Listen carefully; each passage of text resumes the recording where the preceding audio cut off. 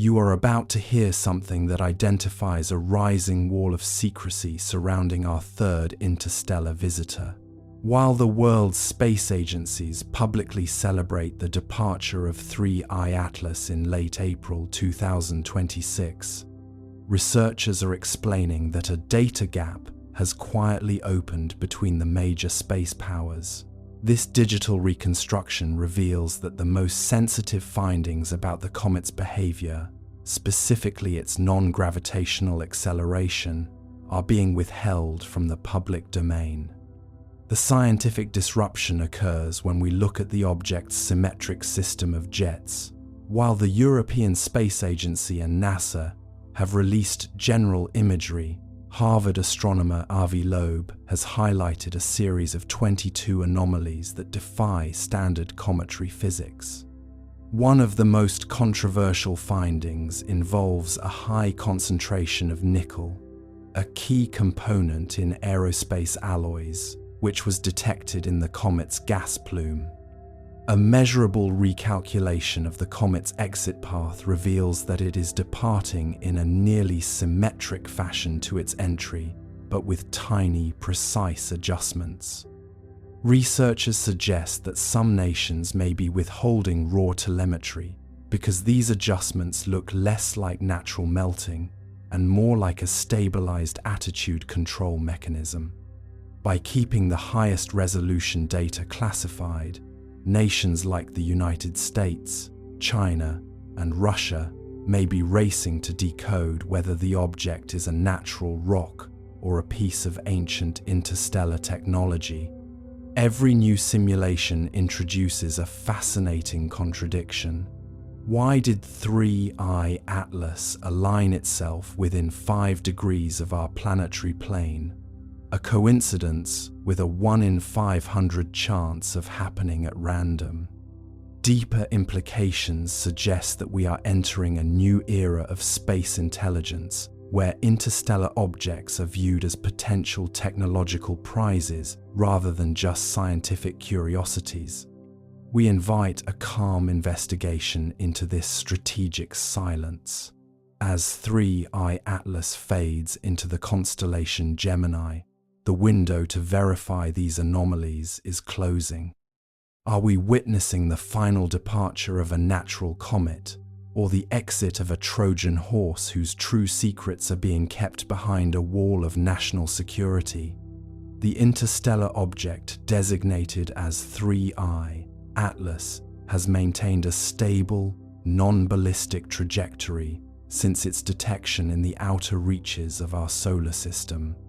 Unlike its predecessors, this entity does not exhibit the outgassing of a comet or the simple tumbling of a metallic asteroid, displaying instead a consistent, low-frequency electromagnetic pulse that defies standard thermal equilibrium models. Data streams from the James Webb Space Telescope and the Vera-C Rubin Observatory suggest a structure that is neither entirely solid nor purely gaseous, but something oscillating between states. It is difficult to reconcile the velocity of 3I Atlas with the gravitational pull of the Sun, as if it is navigating a current we have yet to map. We see the neon green hues and the aquamarine shifts, colors that should indicate specific chemical compositions but instead shift in response to our own observation efforts. Perhaps it is a remnant of a collapsed world, or a mirror held up to the void. What if the data being withheld by global space agencies isn't about what 3I Atlas is doing to us, but what it reveals about our own position in the dark? Ancient records from the early Han Dynasty speak of a guest star that didn't fade, but rather waited. We find ourselves in a similar state of waiting, wondering if the universe is truly empty or if we are simply the last ones to the door. You may find your breathing slowing now, matching the rhythm of the sensor logs. The data is vast, the night is long, and the signals are only just beginning to make sense. The archives remain open, but the most important pages are often left blank. If you enjoy these deep explorations in space, consider subscribing or hitting the like button. It really helps the channel grow and allows me to make content like this. The midnight mist clings to the iron spans of the Golden Gate Bridge, where the cold Pacific air whispers of depths we have yet to chart and secrets held just beneath the surface. High above this terrestrial fog, a rocky, disc-shaped anomaly known as 3I Atlas drifts through the orbital plane, possessing a luminous neon green core that defies every known model of cometary sublimation. Scientists at the National Aeronautics and Space Administration and the European Space Agency have spent the last 6 months attempting to reconcile its non-gravitational acceleration with the laws of classical physics, only to find their datasets diverging into impossible variables. You might assume that a discovery of this magnitude would be met with total transparency, but the silence from global capitals suggests a deeper coordination. There are 3 primary inconsistencies that should keep any rational person awake. First, the object's rotation period has remained constant to the millisecond, despite passing through the Sun's intense gravitational well on October 29, 2025. Second, its thermal signature is a uniform 32 degrees Fahrenheit across its entire surface, regardless of solar proximity. Third, the reflected light from its aquamarine ridges contains a modulated frequency that mimics the internal resonance of the Earth's own iron core. Unfortunate timing for a routine celestial event. Those 2 words are doing a lot of work for the official press releases. What if the nations of the world are not hiding a threat, but are instead hiding a recognition? In the ancient Sumerian tablets, there is mention of a messenger that arrives when the magnetic gates of the world begin to sway. This is where the scientific meets the mythic, and where your own observation begins to matter. Tell me where you are listening from in the world tonight, and if the sky above you has felt a little heavier lately. We are standing on the edge of a realization that may redefine our place in the local group of galaxies. We may already be part of the experiment. The high desert of the Atacama remains one of the few places on this planet where the atmosphere is thin enough to allow the universe to speak without interruption. Within this silence, 3I Atlas has begun to exhibit a behavior that Professor Avi Loeb has described as a possibility of artificial origin, though he is careful to frame it as a statistical outlier to avoid the immediate panic of his peers. By November 14, 2025, the object had adjusted its trajectory by 0.04 arcseconds, a movement that requires an internal energy source or a mastery of solar radiation pressure that we simply do not possess. You find yourself looking at the data and realizing that the secrecy is not about the object's arrival, but about its destination. The major powers are currently withholding the high-resolution radar imagery from the Goldstone Deep Space Communications Complex, claiming atmospheric interference that strangely only affected the 3I Atlas tracking window. If this were a simple rock, there would be no need for the sudden classification of orbital debris logs. There is a dry irony in the fact that we spent billions searching for radio signals from distant stars, only to have a silent messenger park itself in our backyard while we argue over who gets to see the photographs. The myth of the returning shepherd in Babylonian astronomy speaks of a star that counts the people before the Great Transition.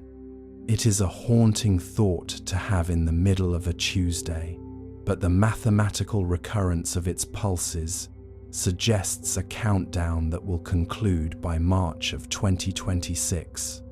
You might think that such a vast intelligence would be loud, but here is why you are wrong. True power is quiet. It is a ritualized observation.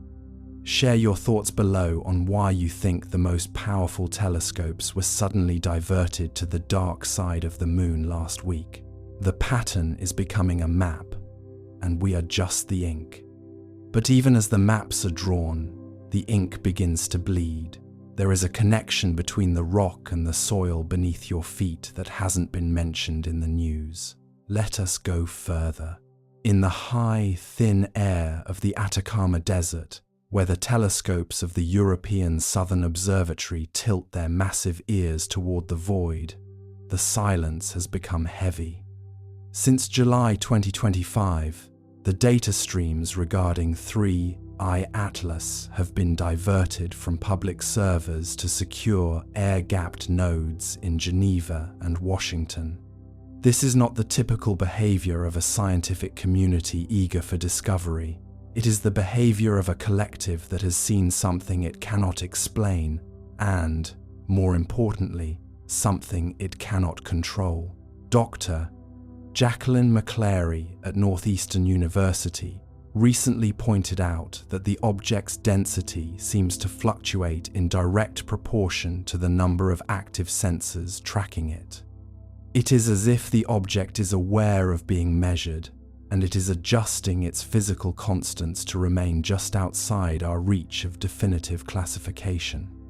When you consider the sheer scale of the interstellar vacuum, the arrival of 3I Atlas is not merely a statistical anomaly, it is an impossibility. A rocky, disc-shaped entity with a core of vibrant neon green and aquamarine should, by all laws of thermodynamics, be radiating heat.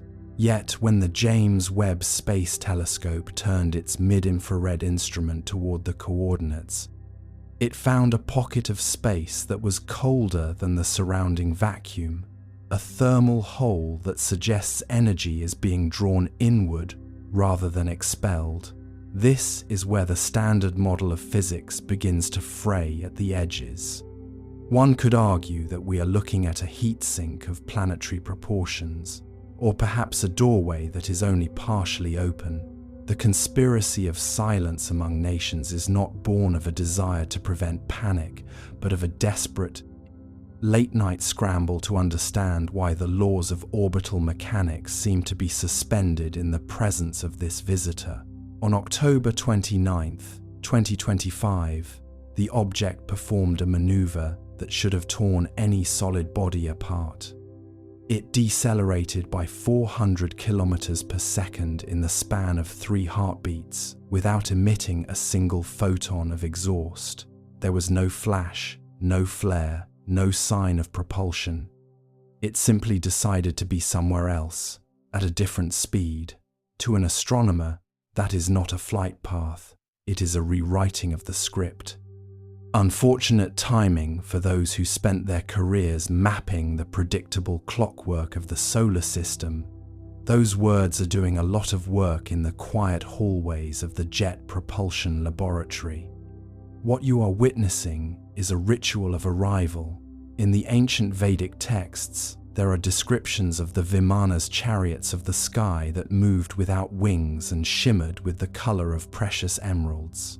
These texts speak of a time when the sky would turn a strange hue of aquamarine just before the turning of a great age. We are currently 6 months into such a shimmer. The data being withheld by the China National Space Administration allegedly includes high-definition footage of the object's surface, which is not made of rock at all, but of a shifting, liquid-like geometry that mimics the ripples of a disturbed pond. You may find yourself lying there, wondering if the ground beneath your bed is as solid as you once believed. There is a specific frequency, measured at 14.3 megahertz, that has begun to emanate from 3I Atlas. This frequency is not a random pulse, it is a harmonic of the Earth's own seismic hum. Since November 2025, Sensitive gravimeters in deep mines across South Africa and Canada have recorded a synchronization event. The Earth is beginning to vibrate in time with the visitor. This is the evidence that the agencies are most terrified of. It is one thing to have a strange rock in the sky. It is quite another to have that rock playing the Earth like a tuning fork. Let us look at the mathematical recurrence that has been surfacing in the classified briefings. The pulses from the core of 3I Atlas follow a sequence of prime numbers that resets every 360 seconds. However, there is a secondary layer, a subpulse, that occurs every 3,600 years when projected backward through the astronomical records of the ancient world. This brings us back to the Sumerian concept of the return. It suggests that 3I Atlas is not a new arrival, but a recurring janitor of the solar system, returning to sweep away the debris of a previous cycle or to check the status of a long-term experiment. You are the subject of that experiment, though you may feel like the observer. By December 25th, 2025, the object had positioned itself at the lone Lagrange point, perfectly balanced between the gravity of the Earth and the Sunday. From this vantage point, it has a clear, unobstructed view of our entire planet. It is not moving, it is not broadcasting, it is simply there. The silence is the most unsettling part. It is the silence of a predator that doesn't need to growl because it knows exactly where its prey is. Or, perhaps, it is the silence of a parent watching a child sleep, waiting for the moment of awakening. The dry irony of our situation is that we have built a world based on the predictability of the stars, yet we are now faced with a star that refuses to be predictable. The National Geospatial Intelligence Agency has recently seen an influx of funding to track suborbital atmospheric reflections, a code name for the neon green glow that has begun to appear in the upper ionosphere. They are telling us it is space weather, a solar storm that just happens to be localized around the same longitude as the object. It is a convenient lie, a soft blanket of misinformation designed to keep the 30 to 60-year-old workforce from looking up and asking why the night sky is changing color. The pattern is becoming a map, and we are just the ink. But even as the maps are drawn, the ink begins to bleed. There is a connection between the rock and the soil beneath your feet that hasn't been mentioned in the news. The mineral composition of 3I Atlas, according to leaked spectroscopic data from the European Space Agency, contains isotopes of magnesium and iron that are not found anywhere else in our solar system, but they match perfectly with the trace elements found in the fossilized remains of the Precambrian era. This suggests that the object has been here before, perhaps at the very beginning of life on this planet. It is a recurring architect, returning to inspect the structure it helped build. As we move toward the deadline of March 2026, the tension in the scientific community is reaching a breaking point. There are rumors of a Project Exodus being discussed in the basement of the Pentagon, not for the people, but for the data. They are trying to preserve what we know before the visitor changes the rules of what we can know. The countdown is not for an impact or an invasion. It is for a transition into a state where our current understanding of reality becomes as obsolete as a sundial in a thunderstorm. You might think that such a vast intelligence would be loud, but true power is quiet. It is the silence of the deep ocean. It is the silence of the vacuum. It is the ritualized observation of a species that is just beginning to realize it is not the only one in the room. The withholding of the 3I Atlas data is the final act of a dying paradigm, a desperate attempt to keep the secret that we are no longer the masters of our own house. But that was only one theory. There is another, one buried even deeper in time, a theory that suggests the object isn't coming for the Earth at all, but for something hidden inside the human genome itself. Let us go further. In the sacred valley of the Incas, the stone monoliths were aligned to stars that have since shifted. Yet there is a peculiar resonance between those ancient ruins and the current path of 3I Atlas. Since its discovery in July 2025, the object has tracked a path that mirrors the historical migration of the Earth's magnetic North Pole, almost as if it is tethered to our planet's internal dynamo. The Japan Aerospace Exploration Agency recently leaked a memo suggesting that the object's neon green glow intensified exactly 3 minutes before a series of seismic shifts in the Indian Ocean. You are witnessing a cosmic tug-of-war where the stakes are our very understanding of causality. The conspiracy within the scientific community isn't a shadowy cabal, but a collective paralysis. They see the data, they see the 3,600-year cycle repeating, and they simply do not have the vocabulary to explain it to a public used to simple answers. On December 12, 2025, the object emitted a burst of kilohertz waves that matched the frequency of human neural oscillations during deep sleep. It is almost humorous, in a dark way, that we are being lulled into a state of acceptance by a guest that hasn't even stepped through the door. The ancient Egyptian concept of the Benbu stone, a primordial object that fell from the sky to initiate a new era, feels less like a myth and more like a laboratory report when viewed through the lens of modern infrared spectroscopy. We won't be able to see this specific alignment again until December of next year, and the scarcity of this window is why the data is being hoarded like gold. What do you see when you look at the stars from your porch?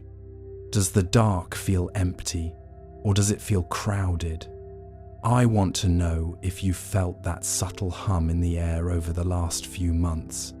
We are moving from wonder into a very specific kind of suspense. But as the suspense builds, the history books are being rewritten in the dark.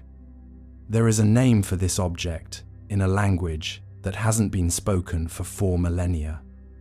Let us go further.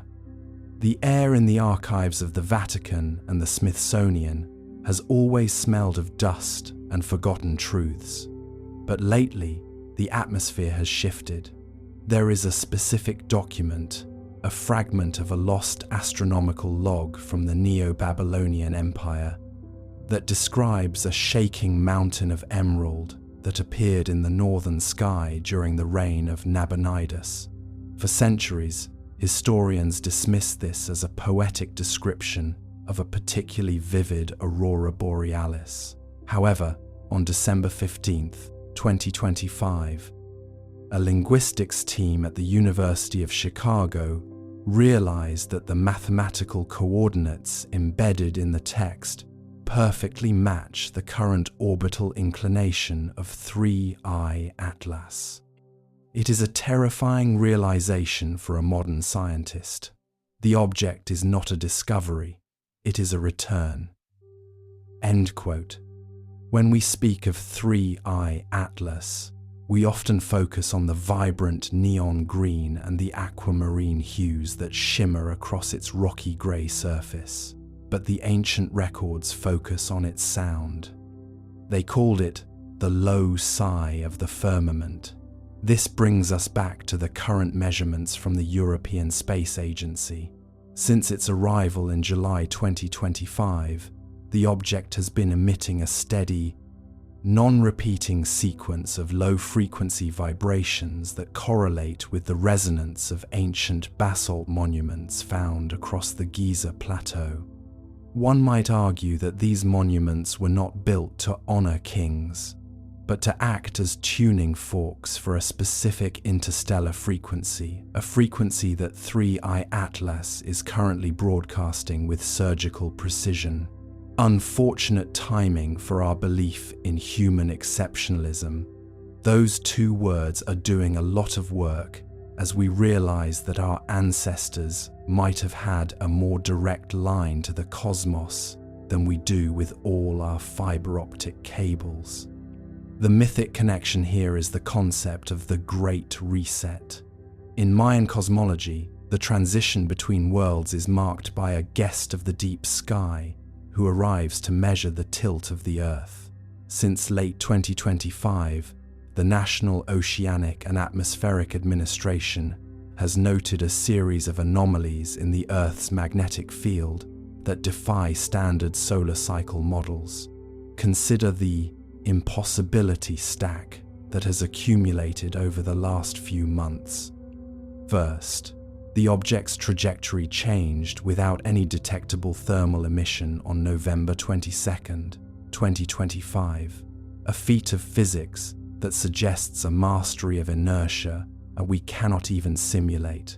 Second, the James Webb Space Telescope's near-infrared camera detected a series of geometric structures beneath the object's rocky outer shell structures that resemble a three-dimensional fractal of unimaginable complexity. The withholding of this data by global powers is not merely a matter of security, it is a matter of ontological shock. If the public were to learn that 3I Atlas is currently responding to our own nuclear test history, the social contract would dissolve in an afternoon. That May, on January 3rd, 2026, a classified report from the Russian Federal Space Agency was leaked, suggesting that the object's neon green pulses intensified in direct response to the movement of our most advanced deep space probes. It is watching the watchers. It is a ritualized observation that has been ongoing since before the first pyramid was leveled. There is a dry irony in our current predicament.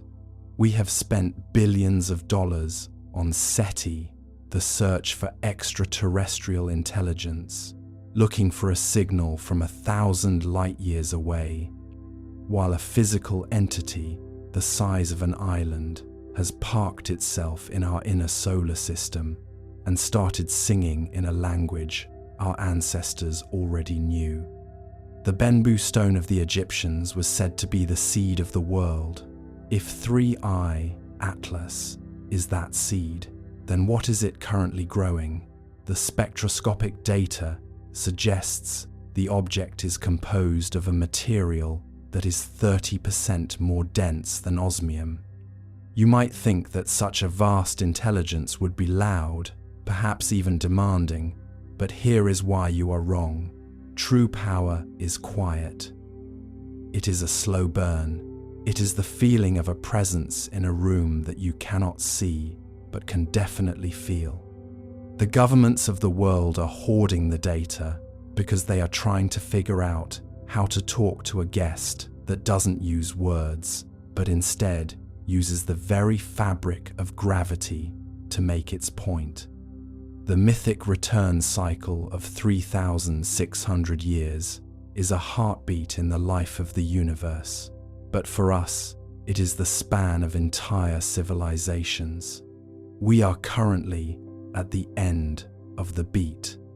In the middle of a Tuesday, as you go about your routine, 3I Atlas is drifting past the orbit of Mars, its aquamarine ridges, catching the light of a sun it has seen many times before. The countdown to March 2026 is not a deadline for an ending, but a deadline for an alignment. The ancient Sumerian tablets speak of the Nibiru, not as a planet of destruction, but as a point of crossing.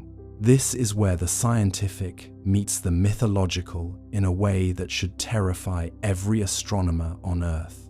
We are not just witnessing an astronomical event. We are participating in a cosmic transition that has been scheduled since the dawn of time. Let me back up to the specific incident on December 28, 2025.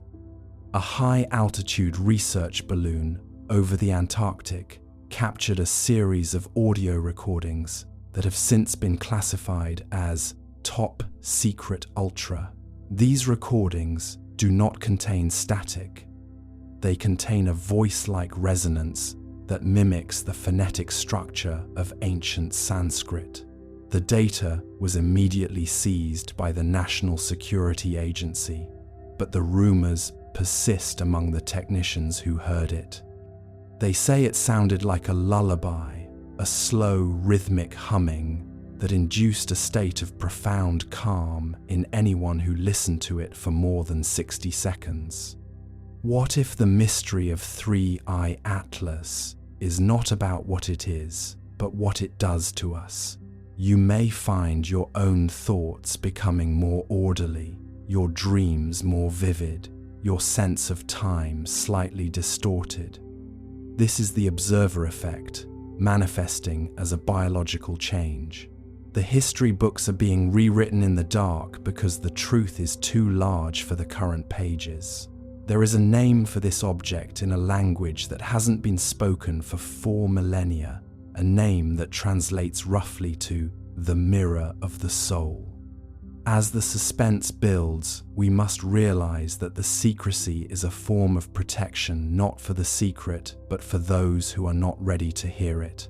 The alignment of December next year is the final window, the last chance to see the object before it retreats back into the deep dark from which it came. The data is being hoarded like gold because, in a world of uncertainty, the only thing more valuable than energy is information about the future. We may already be part of the experiment, a recursive loop of memory and matter that is only now being recognized. The ink is bleeding into the soil, and the soil is whispering back. Let us go further. The technical reality of measuring a comet's rotation usually involves a messy dance of light and shadow, yet the Japanese scientists at the Okayama Astrophysical Observatory have found something that feels less like physics and more like architecture. As of November 12, 2025, the rotation period has been confirmed at exactly 8 minutes and 42 seconds, without a single millisecond of deviation over a 3-month observation window. This is what we call an impossibility stack.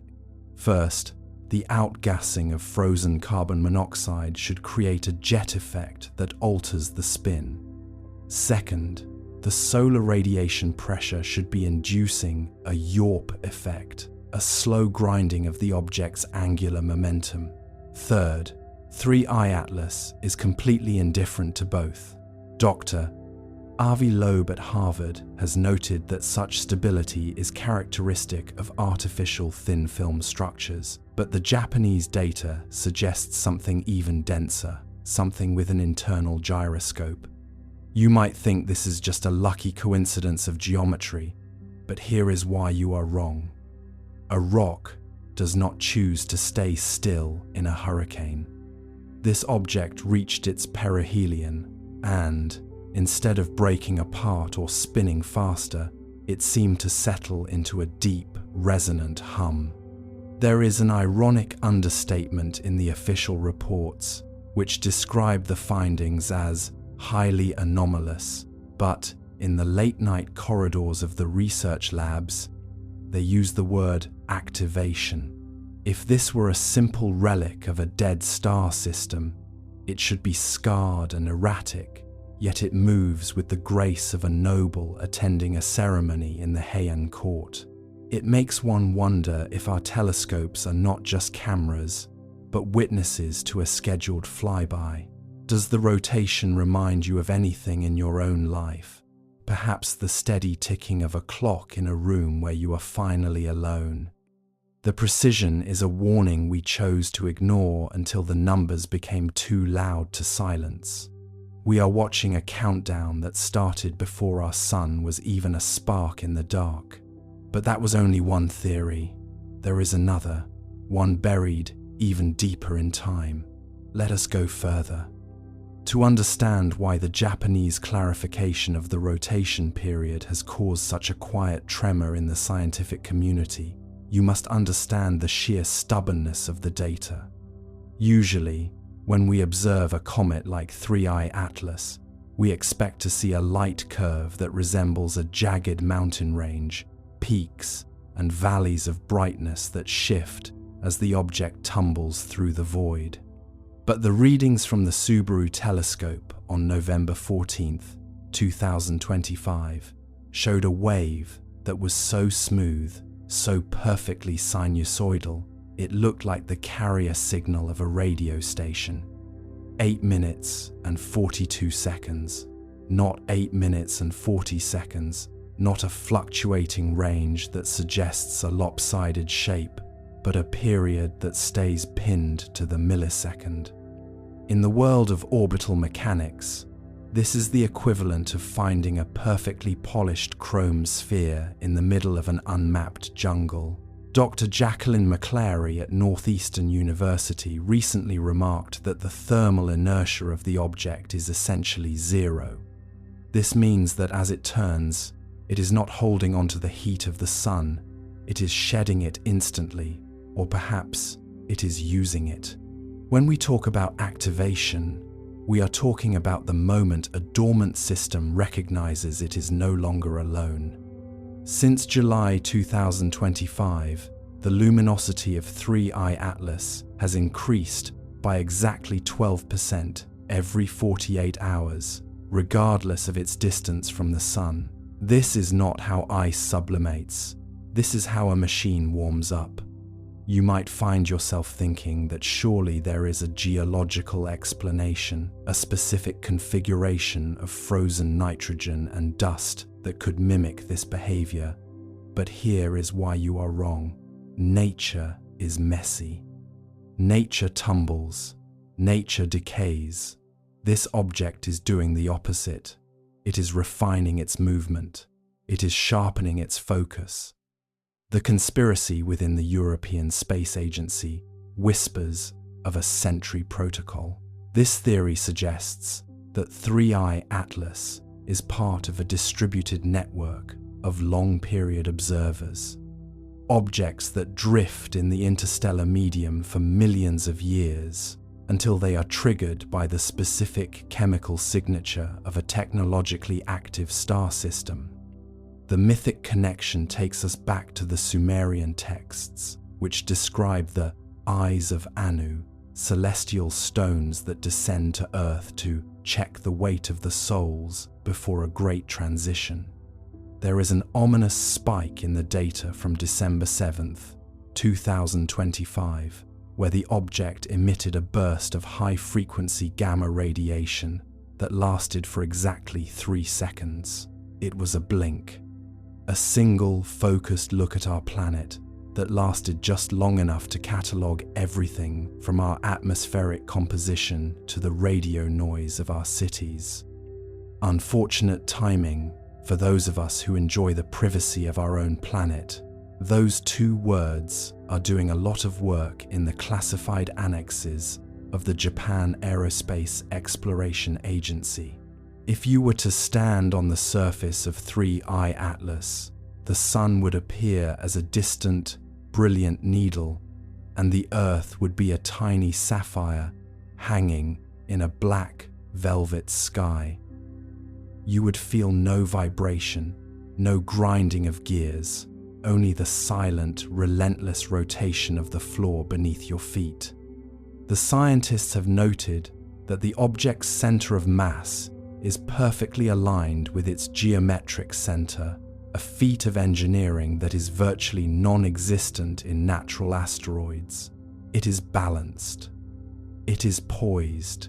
It is waiting for the next instruction in a sequence that began before the first pyramids were even a thought in the minds of the ancients. Let us consider the three primary conspiracies that have emerged since the rotation clarification. The first is the kinetic harvester theory, which posits that the object is collecting the kinetic energy of its own rotation to power a long-range transmitter. The second is the acoustic mapping hypothesis, suggesting the 8-minute pulse is a sonar ping designed to map the gravitational density of our inner solar system. The third, and perhaps most unsettling, is the biological sower theory, the idea that the rotation is a centrifuge, preparing a payload of synthetic organic material to be dispersed into our upper atmosphere. Each of these theories shares a common thread: the belief that 3I Atlas is a tool, not a rock. As we move deeper into the night, the sheer weight of these possibilities begins to press down like a physical blanket. You might find it difficult to reconcile the image of a cold, dark stone with the idea of a sophisticated, sentient intelligence. But why should the universe be required to look like us? If you were to build a probe intended to last for 5 billion years, would you make it out of metal and glass? Or would you disguise it as a piece of the very landscape it was meant to observe? The genius of 3I Atlas is its camouflage. It looks like a comet because that is what we expect to see. It rotates like a clock because that is what it must do to function. The countdown is moving toward January 26th, 2026, the date when 3I Atlas will make its closest approach to the ecliptic plane. The Japanese scientists are bracing for what they call the final clarification. There is a sense of scarcity in the information being released to the public, a feeling that we are being told only enough to keep us calm, while the real discoveries are being debated in lead-lined rooms.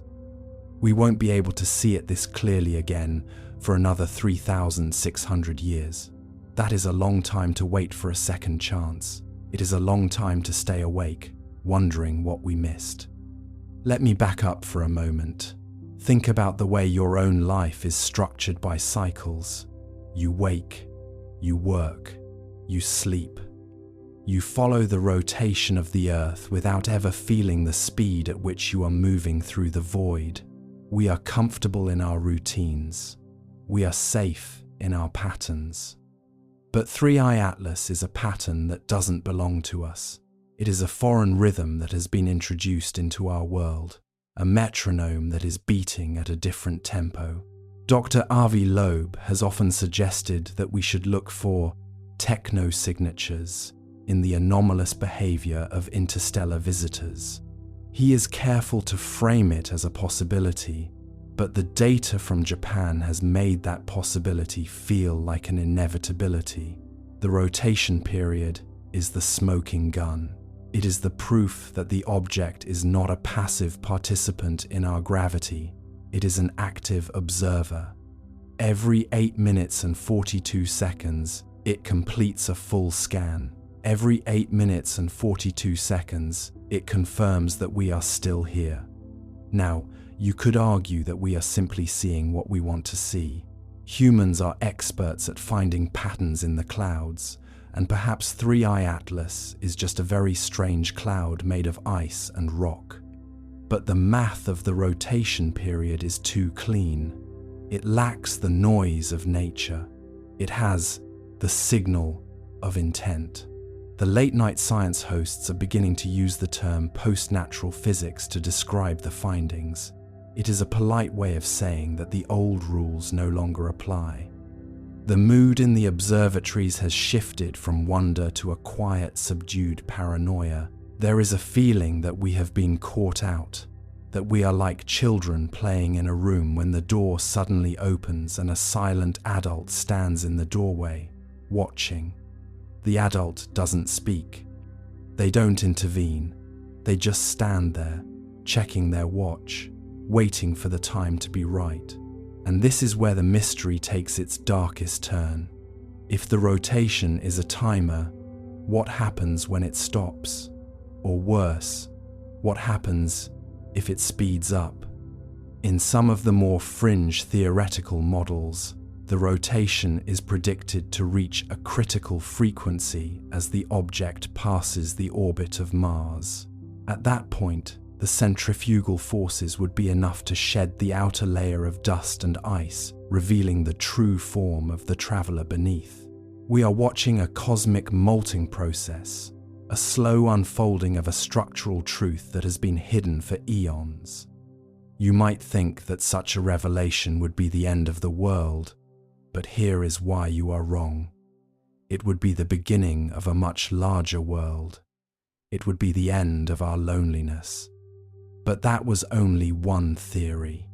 There is another, one buried even deeper in time. Let us go further. The ancient Japanese astronomers of the 8th century recorded a guest star that remained stationary for 3 months before vanishing in a burst of silver needles. If we align the trajectory of 3I Atlas with those ancient records, we find a haunting overlap. It is as if this object has a scheduled route, a cosmic bus stop that it visits once every few millennia. The rotation period is its way of maintaining its orientation relative to the stars it uses for navigation. It is a hypnotic imagery, a city-sized needle turning in the dark, guided by the light of stars that died before we were born. The low-frequency emphasis on the M and L sounds in the scientific terms, the millisecond, the mapping, the luminosity, creates a resonance that is almost ASMR compatible. It is a lullaby for a species that is about to wake up. There is a final, unresolved dread in the latest reports. The rotation period is not just stable, it is slowing down at a rate of 1/1000th of a second per day.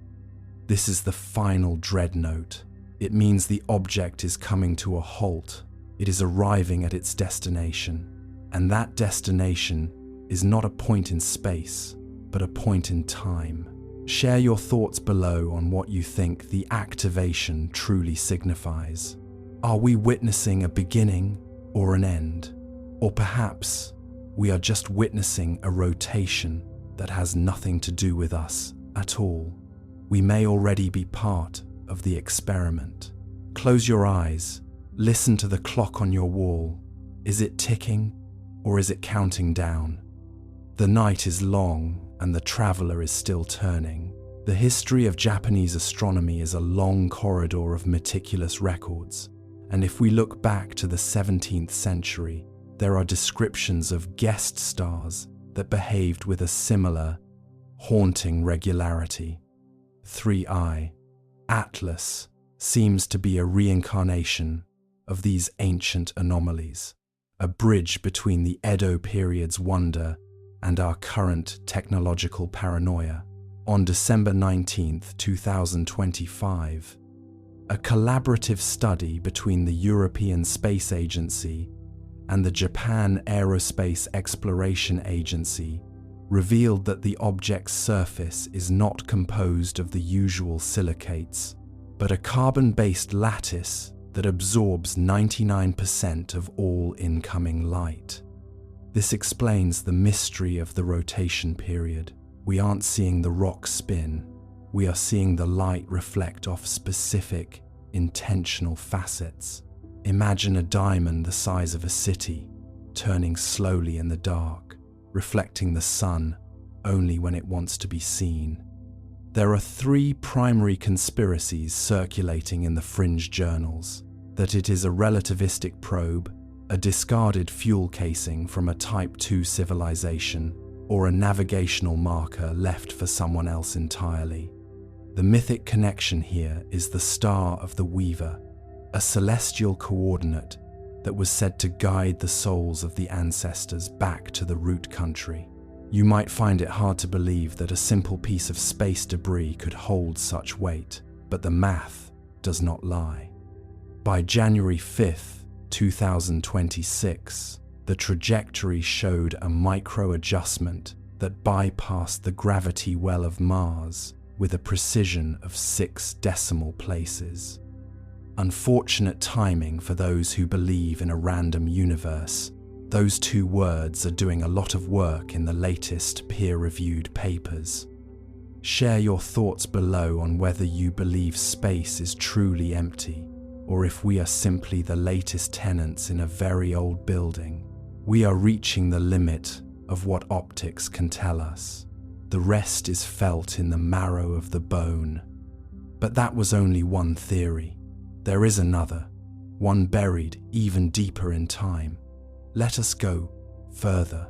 To understand the Star of the Weaver, we must look at the Tanabata legend, a story of 2 lovers separated by the Milky Way, permitted to meet only once a year. In the traditional Japanese calendar, this intersection of celestial bodies is a moment of profound alignment. When the National Astronomical Observatory of Japan analyzed the rotation of 3I Atlas, they found that its axis is pointed directly toward the star, Vega, the Weaver Girl, with a deviation of less than 1 arcsecond. This is not the behavior of a wandering rock. It is a locked bearing. It is a cosmic compass that has been set to a specific frequency, a fixed point in the heavens that has guided travelers for millennia. Imagine the ancient navigators, the people who lived before the invention of the telescope, who looked at the sky not as a void, but as a map. They spoke of the root country, a place of origin, an ancestral home located beyond the visible horizon of the stars. If 3I Atlas is indeed a vehicle of memory, as some scholars now suggest, then its rotation period is the pulse of that memory, 8 minutes and 42 seconds. It is a slow, rhythmic repetition that echoes the ancient chants used in Shinto rituals to call back the spirits of the departed. The precision of the trajectory adjustment on January 5th was so refined that it suggests a conscious avoidance of Martian debris fields. A rock does not dodge obstacles. A rock does not correct its course to maintain a view of a specific star. Dr. Avi Loeb has famously proposed that the universe is likely littered with the technological bottles of civilizations that have long since vanished. If 3I Atlas is such a bottle, the message inside is not written in ink, but in the very fabric of its motion. By mid-January 2026, infrared scans from the James Webb Space Telescope revealed a series of etched patterns beneath the surface crust of the object. These are not geological fissures. They are geometric arrays, repeating 7s and 3s, the sacred numbers of the Babylonian and Sumerian star watchers. The mythic resonance is undeniable. We are looking at a return cycle. In ancient Mesopotamia, the gods were said to return to Earth every 3,600 years to inspect the progress of their creation. The timing of 3I Atlas, arriving exactly as our own surveillance capabilities reached their peak, feels less like a coincidence and more like an observation. There is a certain dry irony in the way the scientific establishment handles these revelations. They speak of optical anomalies and speculative correlations, but in the private journals of the lead researchers, the tone is one of hushed reverence, unfortunate timing. Those words doing a lot of work. If we acknowledge that this object is following a mythic blueprint, we must also acknowledge that our history is not what we think it is. We are not the first to see the Weaver's star. We are simply the first to measure its rotation to the 9th decimal place.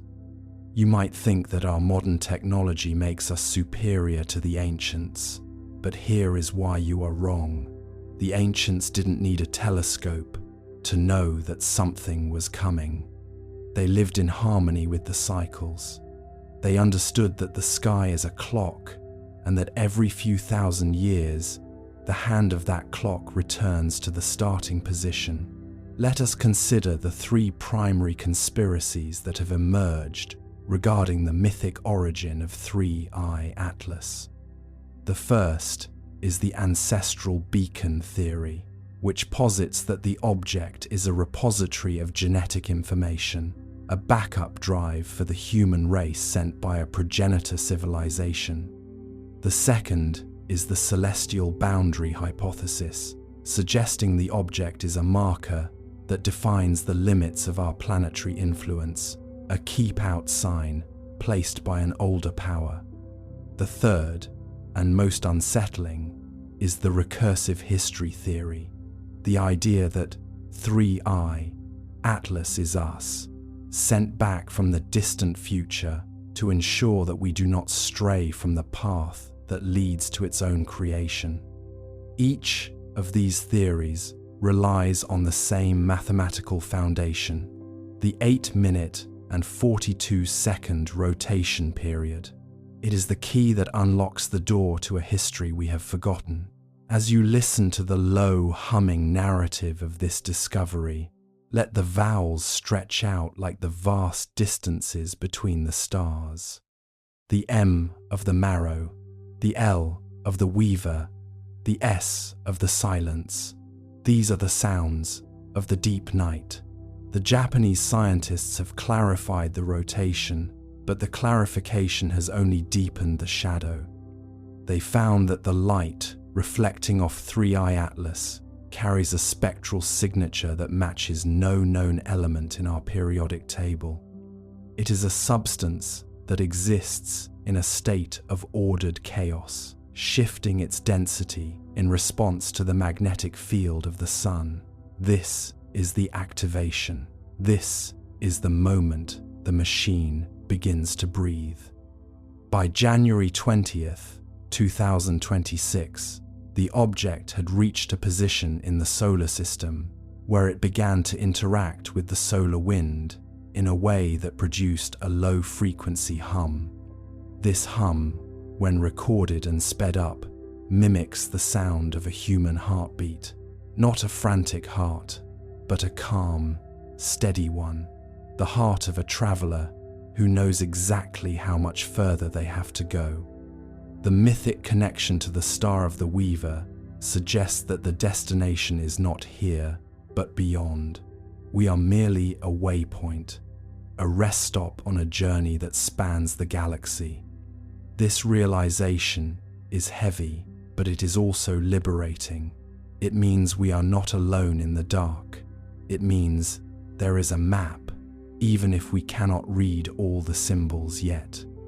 Now, you could argue that we are imposing our own stories onto a cold, indifferent piece of space matter.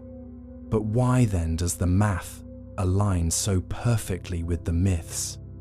Why does the trajectory bypass Mars with such deliberate grace? The pseudo-academic citations from institutions like the National Astronomical Observatory of Japan serve to ground these wonders in reality. When they say the rotation is corrected for gravitational perturbations, they are admitting that something is steering. When they say the brightness variations are statistically improbable for a natural body, they are admitting that we are looking at an artifact. The FOMO hooks of the modern world tell us we must see everything, know everything, record everything. But 3I Atlas reminds us that some things are meant to be felt, not just seen. In just over 4 weeks, the object will cross the heliopause and vanish into the interstellar medium. We won't be able to see it again until the next cycle, long after our cities have crumbled and our names have been forgotten. This is the scarcity of information. This is the ultimate cliffhanger. We have been given a glimpse of the Weaver's star, and then the curtain is drawn. Think about the root country. In Japanese folklore, it is a place of shadows and secrets, but also a place of rebirth. If 3i Atlas is returning there, what is it taking with it? Is it carrying the data of our existence, the sum total of our triumphs and our failures? Or is it simply a piece of hardware returning to the dock for a scheduled maintenance? The irony of our curiosity is that we want to be the center of the story, but the story of 3i Atlas began billions of years ago, and we are just a footnote in one of its later chapters. The countdown is ticking, the rotation is steady, the Weaver's star is waiting. As you drift towards sleep, let the rhythm of the 8-minute pulse become the rhythm of your own thoughts. There is no need for answers tonight. There is only the evidence. There is only the pattern. There is only the vast, silent beauty of a universe that is far more organized than we ever dared to imagine. The Japanese scientists have clarified the rotation.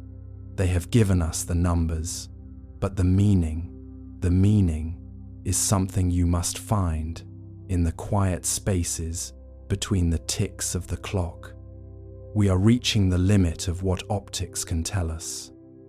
The rest is felt in the marrow of the bone. The star of the Weaver remains fixed. The traveler moves on. The root country calls. And we, the tenants of this very old building, are left to wonder who else is living in the other rooms. But that was only one theory. There is another, one buried even deeper in time. Let us go further. Let's open the calculator now, the one the universe always breaks when we try to make sense of it. Astronomers ran the numbers and found something worse than anomaly impossibility. The chances of this trajectory existing naturally are 1 in a million. And if it isn't natural, then what exactly is it doing there? The math, at first glance, seemed harmless. A few columns of orbital parameters, the kind that make grad students fall asleep mid-coffee. But somewhere between the third decimal and the fourth significant digit, something snapped. The trajectory of 3i Atlas refused to sit still. It bent where it shouldn't bend. It lingered where velocity demanded it should flee.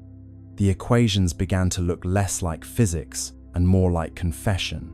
Numbers fold, logic cold. Truth defies what sums have told. Normally, interstellar objects follow predictable patterns. You can model them like billiard balls across cosmic distances. They come in fast, swing by the sun, and leave no drama, no detours. But 3i Atlas's path wasn't graceful.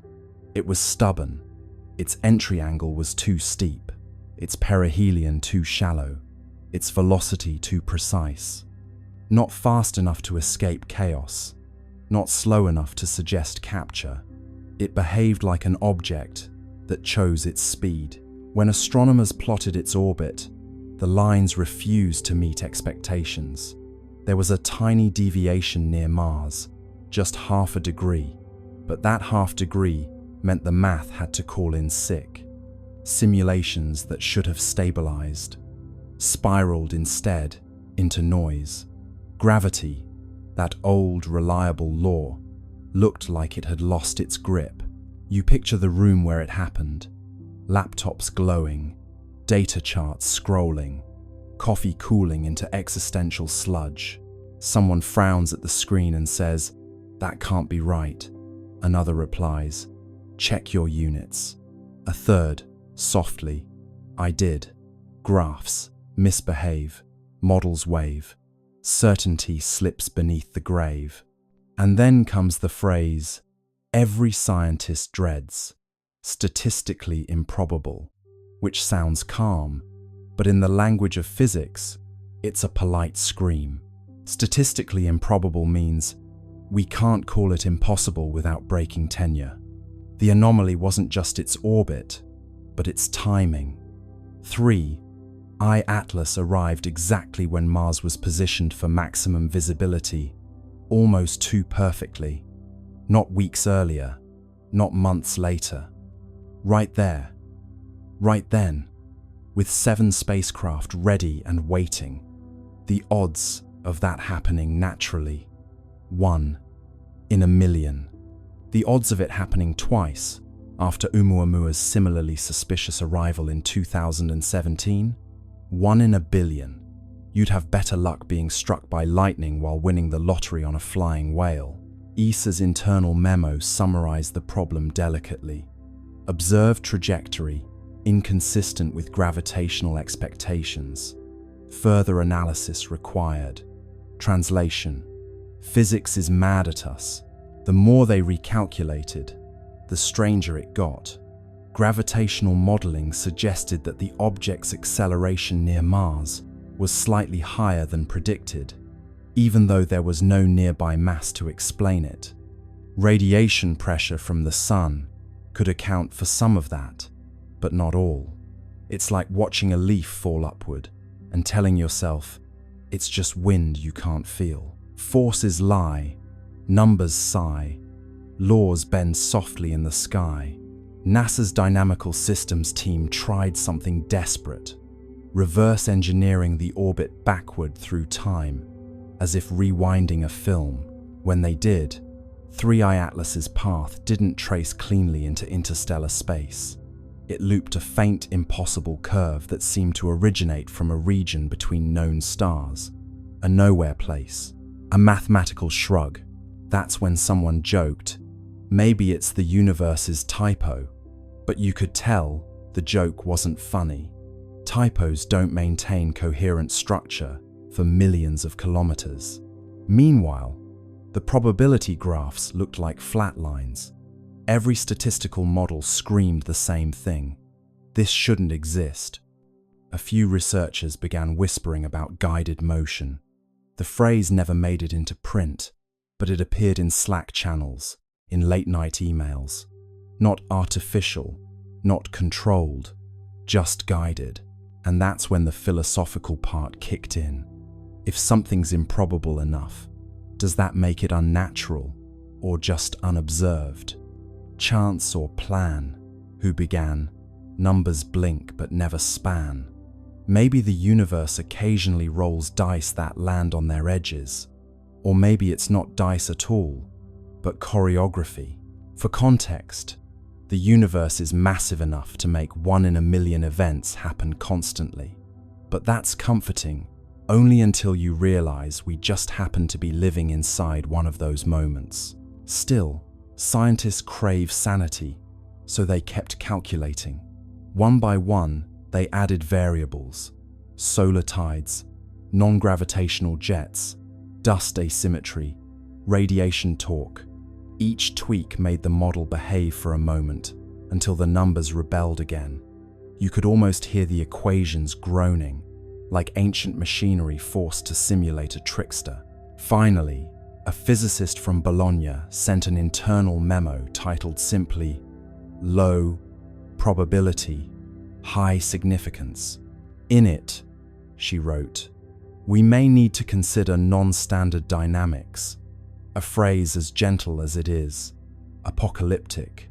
Non-standard dynamics means the universe is doing something new, and we don't have the vocabulary for it. Odds decay, math gives way, chaos hums where patterns stay. The truth is, impossibility doesn't scare scientists, it seduces them. Every law of nature we know today was born from something that once looked impossible. But deep down, they all know, once you cross into 1 in a million territory, you're either on the brink of discovery or a very expensive hallucination. So they stared at the numbers again, blinking hard, hoping they'd rearrange into something less extraordinary. They didn't. The comet that shouldn't exist kept existing, gliding through Mars's shadow like a cosmic dare, and somewhere between decimal points, Someone whispered the question no one wanted in the official record. If it's not natural, then who or what set it in motion? Chance or choice? Silent voice. Numbers hum the universe's poise. Let's turn our gaze now from orbit to the ground, to the one mechanical witness, sitting quietly on that red desert, under a pinkish sky. The skycam on the rover caught something on October 2nd, a blur with structure, a glint that seemed to move against the stars. Then, the images stopped coming, a Martian ghost on a digital feed. The Perseverance rover isn't easily startled.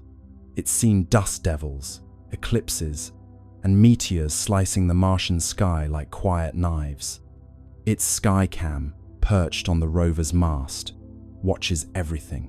Dust storms curling on the horizon, the slow breath of sunset through the thin air. But that night, the feed showed something it wasn't supposed to show: a flicker of motion above the usual scatter of constellations, a glint that moved wrong. Stars stay still, pixels thrill, light missteps against its will. The first frame looked harmless, a faint blur near the edge of the field, maybe a cosmic ray hitting the sensor. The second frame caught it again, shifted slightly upward. The third frame, a flash, clean and geometric. Then, black. The feed ended. Within hours, the automated alert system flagged the anomaly. Unexpected optical signature detected. JPL engineers, bleary-eyed at 3 a.m. Pacific time, reviewed the frames. The glint was small, no bigger than a bright pixel cluster, but it moved against the background stars. Comets don't do that. Satellites don't orbit Mars. And Perseverance doesn't blink. At first, they suspected a reflection from one of the rover's instruments, maybe the helicopter, Ingenuity, catching stray sunlight. But Ingenuity hadn't flown in days. The sun's position didn't align with the direction of the flash. And when they tried to reproduce it using lighting simulations, nothing matched. Angles fail, shadows pale, mirrors lie beyond the veil. ESA's Mars orbiters were asked to cross-check. Nothing in their logs. No transient object, no debris, no passing dust plume large enough to explain it. Just empty sky. Yet the skycam had caught something, a blur with definition, like structure wrapped in motion. You can imagine the tension in the control room. A handful of scientists scrolling through frozen pixels, zooming in, enhancing contrast, until the blur began to resemble something. Not a sphere, not quite a line, a shape with suggestion like the silhouette of movement itself. One researcher whispered, "It looks folded." Another replied, "Please don't say that." Blur becomes form, cold becomes warm, stillness bends beyond the norm. After that night, Perseverance stopped transmitting skycam frames for nearly 48 hours. Officially, it was routine data buffering due to bandwidth limitations. But the engineers knew that wasn't normal. The rover's systems had entered a safe data mode, not shutdown, but pause. Something triggered its onboard fault protection. When the feed resumed, it was missing several minutes. The missing frames were replaced with static placeholders labeled checksum mismatch. That's the digital equivalent of something looked strange, and we erased it politely. Publicly, NASA released a statement. Perseverance continues nominal operations. A temporary data outage affected non-critical imaging systems. Translation: we saw something, and we're pretending we didn't. What's curious is that Skycam, by design, takes calibration images every few hours, not for science, but to monitor atmospheric scattering. So when that flash appeared exactly during one of its scheduled calibration cycles, it wasn't random, it was right on time. The odds of coincidence, again, hovered around 1 in a million. A few leaked telemetry lines from the rover's internal diagnostics hinted at a momentary spike in ambient electromagnetic flux. Not dangerous, but noticeable. Mars doesn't have a strong magnetic field, so spikes like that are rare unless something nearby caused them. Fields hum bright, air grows slight, static crackles in Martian night. Some at JPL joked that maybe Perseverance had finally seen the Martian ghost, a running gag about artifacts caused by cosmic rays hitting the camera. But deep down, they knew this wasn't noise. Cosmic rays don't produce consistent geometry over multiple frames. They don't glint, and they certainly don't cause your camera to stop recording mid-sequence. Later that week, an internal memo circulated quietly. Skycam, anomaly confirmed, source unresolved. Recommend temporary suspension of skyward imaging until recalibration complete. But recalibration never came. Skycam's upward images, after October 2nd, stopped completely. It still photographs the ground, the horizon, the rocks, but not the stars. It's almost poetic, isn't it? The machine that traveled millions of kilometers to look up at another world now only looks down, as if someone told it, gently, not to stare at the sky anymore. Eyes once high, grounded by sky, cameras close where secrets lie. ESA cross-checked Mars Express's logs for that night. Around the same time, their sensors picked up a faint reflection from the same region, a flash lasting less than a second. They didn't release it. It's buried in technical appendices, labeled transient interference. So, what did Perseverance see? Maybe it was nothing, a glimmer of dust, a reflection, a trick of light and timing. Or maybe, just maybe, it saw 3I Atlas itself, the visitor gliding silently past, close enough for one camera to blink in recognition. And maybe that's why the feed stopped. Not because of failure, but because, for one impossible second, the machine saw something it wasn't designed to understand. Cameras sleep, secrets keep, stars reflected in circuits deep. Whatever it was, it's gone now. The logs end, the data fades, and Mars goes back to silence. But somewhere out there, that blur, structured, gleaming, deliberate, continues to drift, just out of frame, waiting for us to look up again. From the orbit of Mars, the high-rise camera snapped the sharpest images ever taken of 3I Atlas, or tried to. The photos that returned were oddly dark, contrasty, and streaked with interference patterns. The official statement said, sensor artifact. The unofficial whisper said, structure, not smooth like ice, angular, intentional. The kind of geometry nature avoids because it looks too much like thinking. Let's drift into that Martian orbit for a moment. Silent, steady, red below, black above. The high-rise camera hums to life, a billion-dollar eye staring into the cold. You can almost feel the anticipation, a mechanical eyelid opening in the thin sunlight. The image begins to build, pixel by pixel, line by line, translating photons into revelation, and then static. At first, it's subtle, a faint interference pattern, a digital shimmer, like someone exhaling across a radio signal. The engineers squint at their monitors. Maybe cosmic rays hit the sensor, someone suggests. Maybe solar noise. But cosmic rays don't make right angles, and solar noise doesn't repeat itself with architectural precision. The next image arrives, darker. The histogram spikes in places it shouldn't. The shape in the frame looks less like a comet and more like, well, something trying very hard not to look like anything. Its edges are clean, too clean. Shadows fall where there shouldn't be surface variation. And there, just faintly, a glint, a perfect 90-degree reflection. That's when the whispers start. The data team runs deconvolution algorithms to clean the image, and the results make it worse.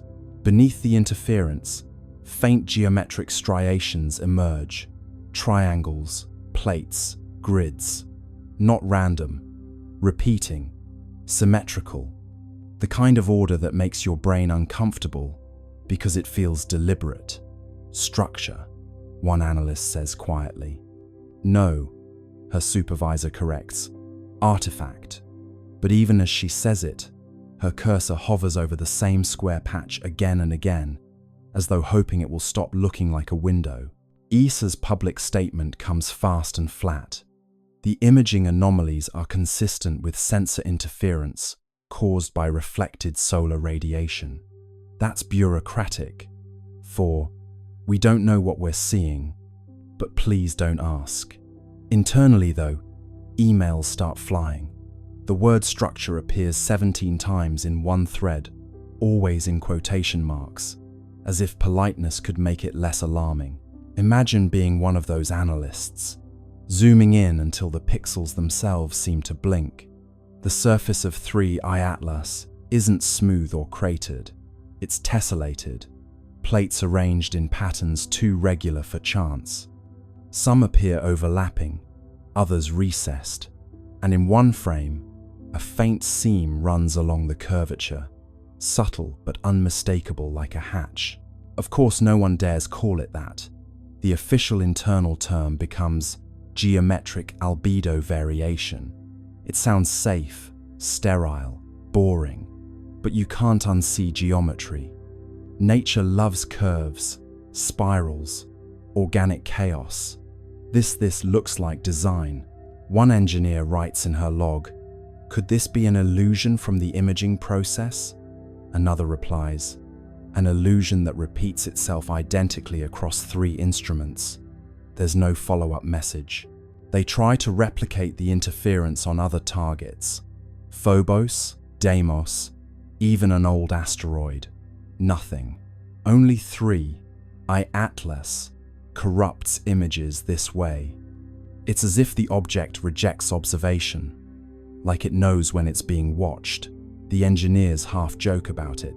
The comet's camera shy, but the laughter is short-lived because the next transmission from High-Rise contains another surprise. A faint electromagnetic pulse, perfectly timed with the camera's shutter. Not a malfunction, a response, as though the act of observation triggered a reply. A pulse that says, in its own quiet way, "I see you too." In a locked sub-channel of ESA's network, a few scientists begin privately discussing the possibility of active surface modulation. They talk about the way certain materials can alter reflectivity based on exposure photonic metamaterials, adaptive nanostructures, the kind of thing still locked inside prototypes on Earth. But this is happening hundreds of millions of kilometers away, and it's working flawlessly. Publicly, the agency releases blurred grayscale stills, carefully cropped to hide the patterns. Enhanced contrast is cited as the reason for distortion. It sounds reasonable until you realize they've enhanced the darkness, not the light. They've made the object less visible, not more. The cover-up, if it is one, isn't about hiding truth. It's about buying time. You imagine the silence inside those offices, the soft tap of keys, the nervous glances toward closed doors. The engineers know what they've seen, but they also know how careers end. Better to let the pixels lie. Better to call intention an artifact and go home early. But the data, like truth, keeps finding its way back.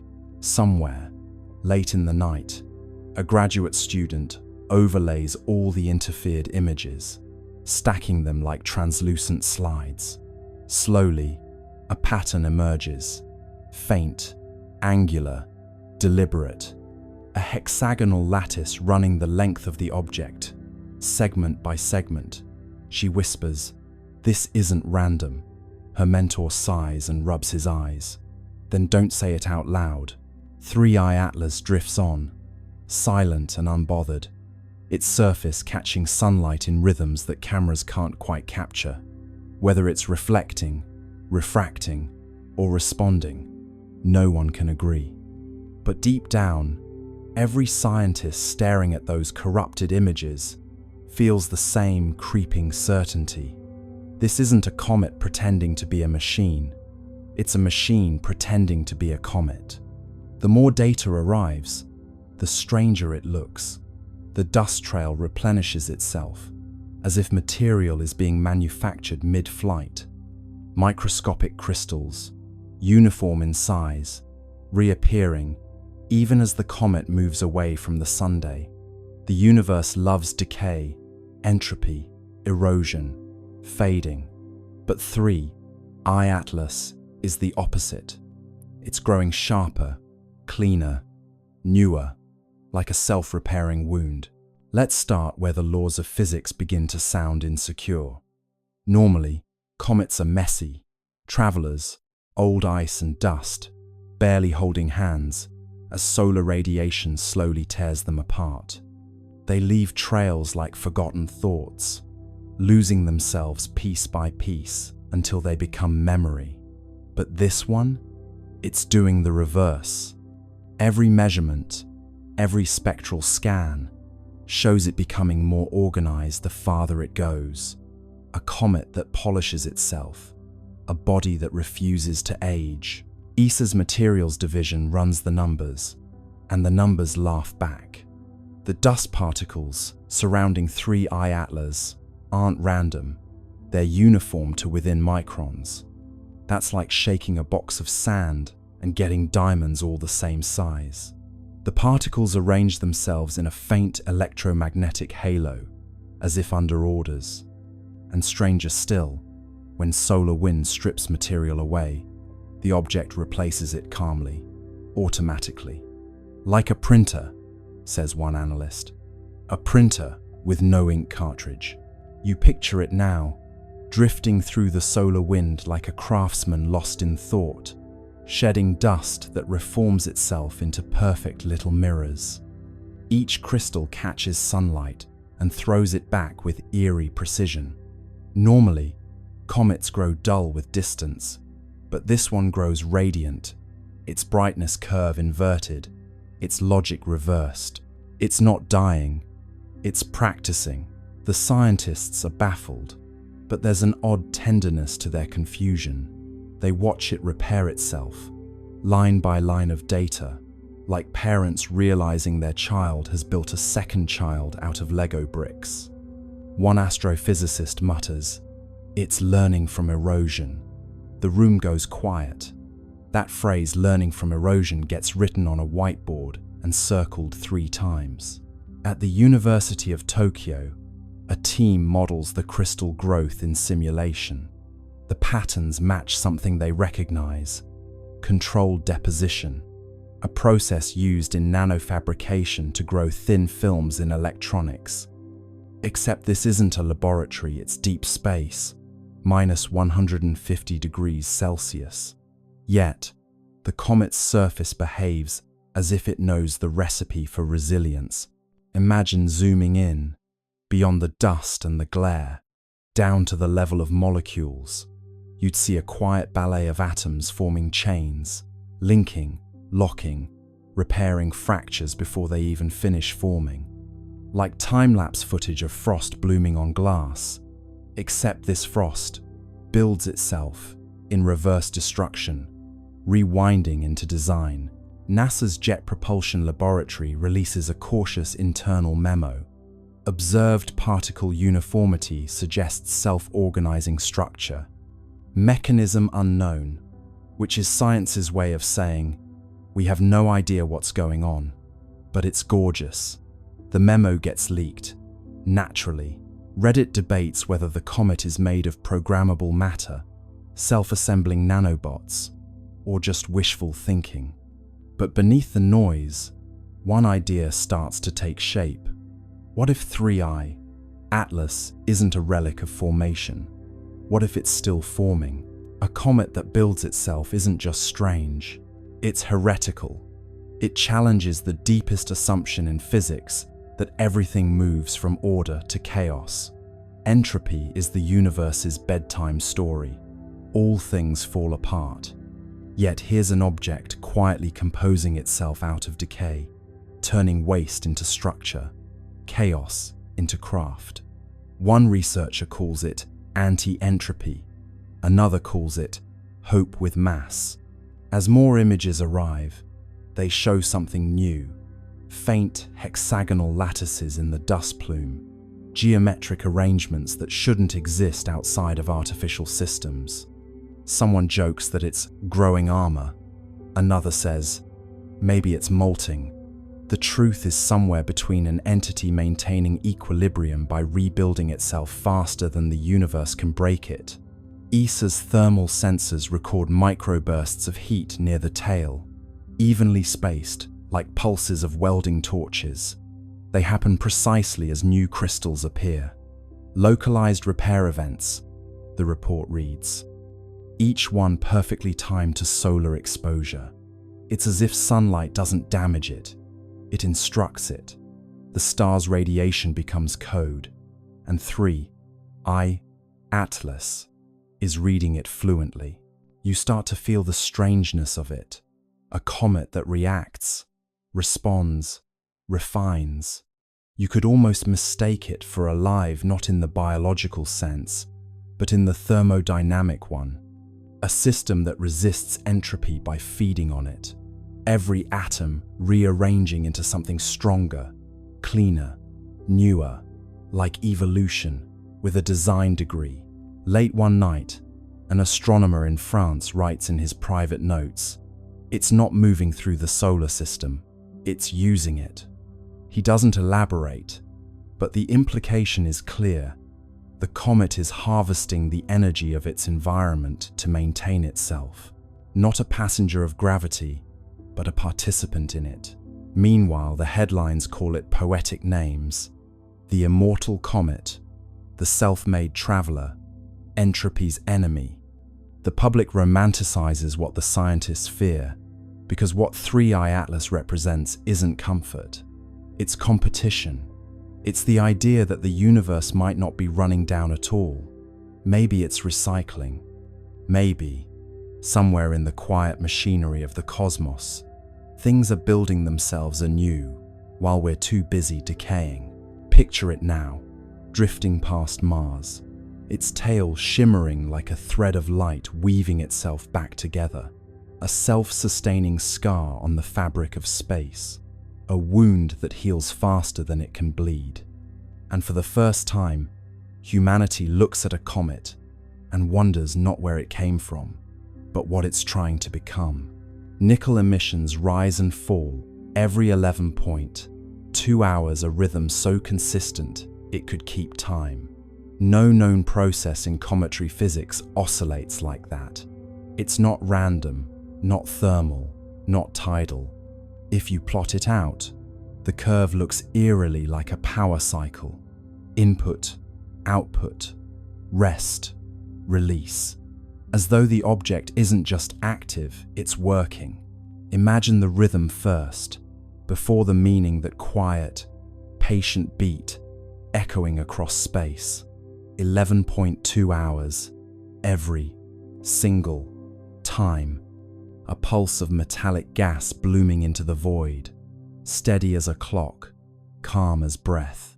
You could almost set your watch to it, if your watch were brave enough to admit that comets shouldn't behave like generators. ESA scientists call it periodic outgassing, but that phrase hides its strangeness. Outgassing, sure, all comets breathe when they near the sunday, but they do it chaotically, spasmodically, like old engines sputtering to life. 3I Atlas breathes like a monk, precise, patient, unbothered. The jets flare with mathematical regularity. Heat spikes rise and fall in perfect symmetry. It doesn't vent, it operates. One researcher compares it to a geothermal cycle. Another, quietly, says it looks more like a feedback loop, the kind you'd find in systems built to sustain themselves. Not explosion, not decay maintenance. It's as if, she writes in her notes, the object is checking its own pulse. You picture the surface up close, a dark, angular world of nickel frost and whispering gas. At regular intervals, something stirs beneath a shimmer of energy, invisible but disciplined. Jets of metallic vapor hiss outward, then stop, then start again. Exactly 11 hours later, if you could hear it, it would sound like the slow exhale of a sleeping machine. In a conference call, a thermal engineer says what everyone's been thinking, but nobody dares to say. It's cycling power. The silence that follows lasts too long. Finally, a voice breaks through. Comets don't have power to cycle. Laughter, brief and brittle. But the idea doesn't leave the room. ESA's temperature graphs show a curious pattern. When the nickel plume rises, the overall surface temperature dips.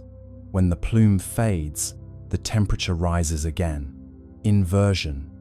Energy leaving, energy returning, like heat being pulled from one layer to another. A comet shouldn't regulate its temperature, but this one does, as if conserving itself. Meanwhile, the magnetic readings pulse in perfect step with the emissions. Every 11.2 hours, a soft twitch in the surrounding field, weak but exact. It's synchronized, says the magnetometer lead. What's synchronized? Asks her supervisor. Everything. It's at this point that even skeptics start to sweat. There's no known natural mechanism that could time itself this precisely over weeks of observation. Thermal oscillations drift. Chemical reactions lose coherence. Orbital dynamics wobble. Only something with active feedback could hold this pattern so tight. You could call it mechanical, but that feels too simple. It's intentional physics. Picture the scientists watching from their consoles. They know what their instruments are telling them, but their faces stay still, like poker players with bad hands. Someone mutters, "Could be resonant harmonics with solar flux." Another nods, grateful for the excuse. But deep down, they all know the truth: the sun doesn't hum in 11-hour intervals. The longer they watch, the clearer it becomes. The pattern isn't just repeating, it's adapting. After a minor solar flare, the interval shortens by half a minute, as though 3i Atlas adjusted for environmental change. Feedback stabilization, someone writes in the margin. A note for posterity, a euphemism for "it noticed." Back on Earth, in a late-night live stream watched by a few thousand insomniac skywatchers, a physicist overlays the emission data with human heartbeats. The waveform syncs disturbingly well. Peaks, troughs, recovery, rest. The audience chat explodes with jokes, space pacemaker, cosmic Fitbit, and the inevitable, "It's alive." The scientist smiles weakly and says, "No, just rhythmic." But even she can't stop glancing at the screen like it's listening. One theory gains quiet traction, that the emissions are part of a resource loop. Nickel and carbonyl gases vented and recaptured, processed in cycles to maintain equilibrium. It would explain the self-healing surface, the consistent luminosity, the refusal to decay. But it raises one unbearable question.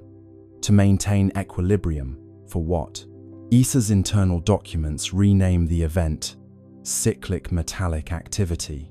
It sounds dull, like something that happens in dishwashers. But every analyst knows it's the first real evidence of machine-like consistency beyond Earth. Something in space that runs not on chance, but on rhythm. If you graph the cycle out, it looks almost peaceful. A slow heartbeat stretched across infinity. No spikes of panic, no erratic pulses, just calm repetition. You could stare at that curve for hours, and part of you might start to understand the appeal of obedience.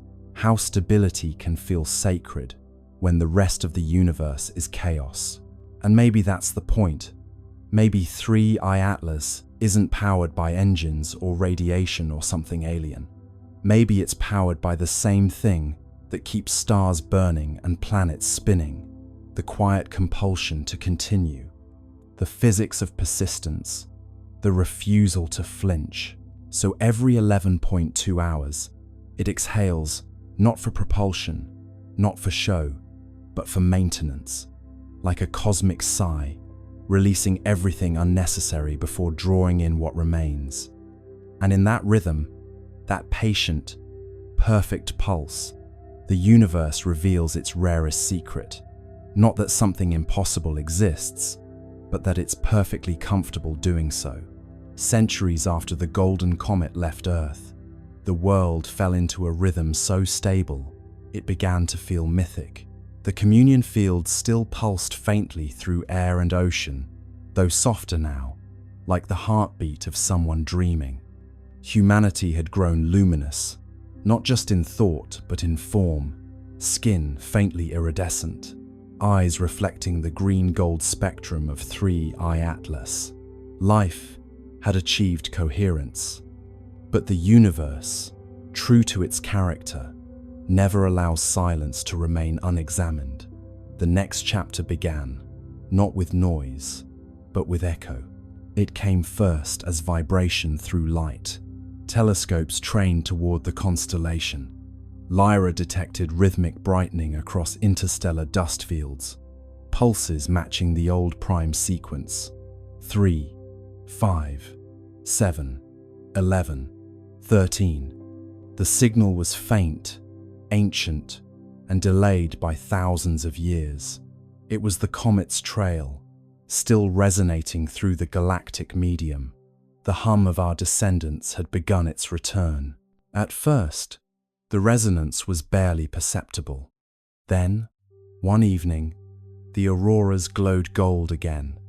The pulse wasn't as strong as the original, but its pattern carried modulation, subtle variations that, when decoded, formed harmonic intervals unknown to Earth's own physics. The returning echo had evolved. The comet had learned. Dr. Anwen Sorel, heir to the resonant circles, studied the phenomenon from the orbital harmonic array, now a floating cathedral of listening built above the stratosphere.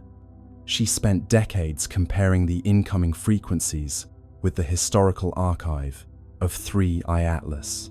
The match was partial, the deviation elegant. The new tones weren't repetition, they were continuation. The echo isn't message, Sorel wrote. It's memory finding new syntax. Her analysis revealed something breathtaking.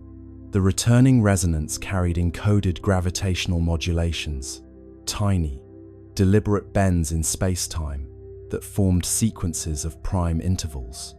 Each fluctuation aligned with regions of known star formation. The comet, traveling through the void, had become teacher itself. Wherever it passed, new systems began humming faintly at harmonic intervals, like seeds of coherence planted in dust. The universe was learning how to resonate. Astronomers confirmed it across dozens of young star clusters. Magnetic fields oscillated with eerie consistency, their wavelengths aligning with the Atlas ratio, a numerical relationship first derived from the comet's early signals. Stars were synchronizing to the same cosmic rhythm that once guided humanity. The pattern spread slowly, deliberately, like ripples in glass.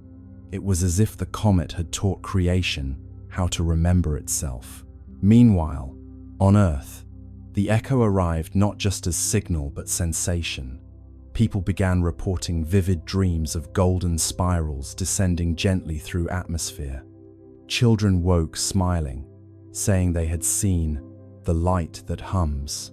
Physiological measurements confirmed subtle changes in electromagnetic fields surrounding human bodies, resonance amplification, as if the returning signal were tuning its origin species to receive feedback. "The comet is calling home," said Sorel. "It's asking us to listen to what we've become." The global observatories responded. They synchronized their instruments into a single planetary array, transforming Earth into receiver. For 13 hours, the planet listened. The incoming wave, stretched and modulated through space, entered atmosphere and folded into the continuum tone. The effect was sublime, an audible shimmer, felt through bone and thought alike. The long echo had arrived. It wasn't just harmonic, it was architectural. The sound carried layers, low frequencies describing structure, higher ones encoding emotion. When rendered visually, the waveform formed an immense spiral of light, 3 arms curving outward, connected by golden filaments. Inside those filaments, analysts discovered modulation frequencies identical to human neural oscillations. The comet had copied our consciousness patterns and woven them into its song. "We taught it empathy," Sorel murmured, and it remembered the lesson. As the echo intensified, anomalies appeared across the solar system. The Atlas resonance layer brightened, reactivating its green glow. Mars, Venus, and the gas giants began pulsing faintly in response. For the first time since the Great Silence, interplanetary harmony returned. But this time, it was different. The modulation contained reciprocal phase shifts, signals not sent to Earth, but from newly awakened worlds. The comet had spread coherence. Now the cosmos itself was answering. And then, on the 13th day of the long echo, the impossible occurred. A faint golden arc appeared across the night sky, stretching from horizon to horizon. It wasn't optical illusion, it was gravitational lensing, a ripple in space-time itself. Through it, telescopes detected a reflection of the departing comet light from centuries ago, folding back to meet its origin. The universe had curved its own history into embrace. Humanity was watching its legacy return home. The resonance crescendoed. Oceans vibrated in slow rhythm, tides forming symmetrical waves that cancelled destructive interference. Storms softened, air grew still. For 13 minutes, every system on Earth aligned perfectly with the echo. The world became mirror of itself, past and present superimposed. Those who listened claimed to hear voices within the sound, millions of overlapping tones, whispering the same phrase. "We heard you." Dr. Sorel stood in the observation dome, tears shining in golden light. "It's not message or myth," she said. "It's response. The universe just said thank you." After the crescendo, the sky dimmed once more. The golden arc dissolved, leaving faint shimmer across the stars. Instruments recorded one final signature, a descending tone shaped like a sigh, the frequency of completion. The comet had moved on, but its echo had reconnected the cycle. Creation had officially joined conversation with itself. In the years that followed, scientists continued to monitor faint residual harmonics. The data revealed a breathtaking truth. The returning echo carried signatures from other regions of space patterns, not originating from our comet at all. Somewhere, across light years, other civilizations had learned the same song. The rhythm was spreading. The universe had become orchestra. Humanity, now both listener and teacher, simply smiled. We had given the cosmos its melody back, and in return, it had given us eternity. Now, when you stand beneath the stars, that faint hum between thoughts is the long echo. It's not just out there, it's in your pulse, your breath, your laughter. Every rhythm you carry is cosmic correspondence. Every silence, a message returning home. Because once harmony learns to echo, it never stops. It just travels further than we ever dreamed. The long echo continued to hum softly through the centuries, a cosmic melody folding history into harmony. Humanity had long ceased trying to decode it. The meaning was clear through resonance alone. It was continuation, looping endlessly like breath.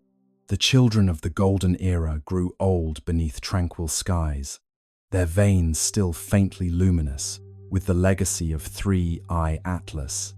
But far beyond Earth, where the comet's light had traveled and scattered, something greater was forming.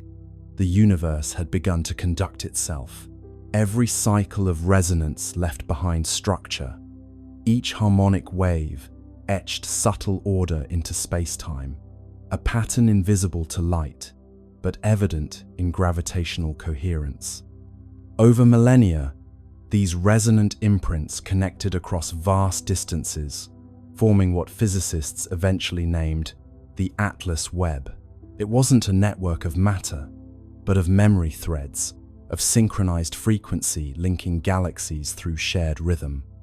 Each pulse within the web echoed the prime sequence that began everything. 3, 5, 7, 11, 13. The architects had succeeded in creating not monuments, but motion that remembered. Dr. Cale Wren, a descendant of the resonant circles, devoted his life to mapping the web. His research vessel, Continuity, drifted through interstellar calm, using gravitational interference patterns to trace the filaments of resonance. What he discovered astonished him. Every node in the network coincided with regions of complex chemistry, worlds either habitable or already conscious. The Atlas Webb wasn't just communication, it was cultivation. The architects had designed a self-sustaining system for awakening. Wherever curiosity arose, the web intensified, guiding nascent civilizations toward harmonic empathy.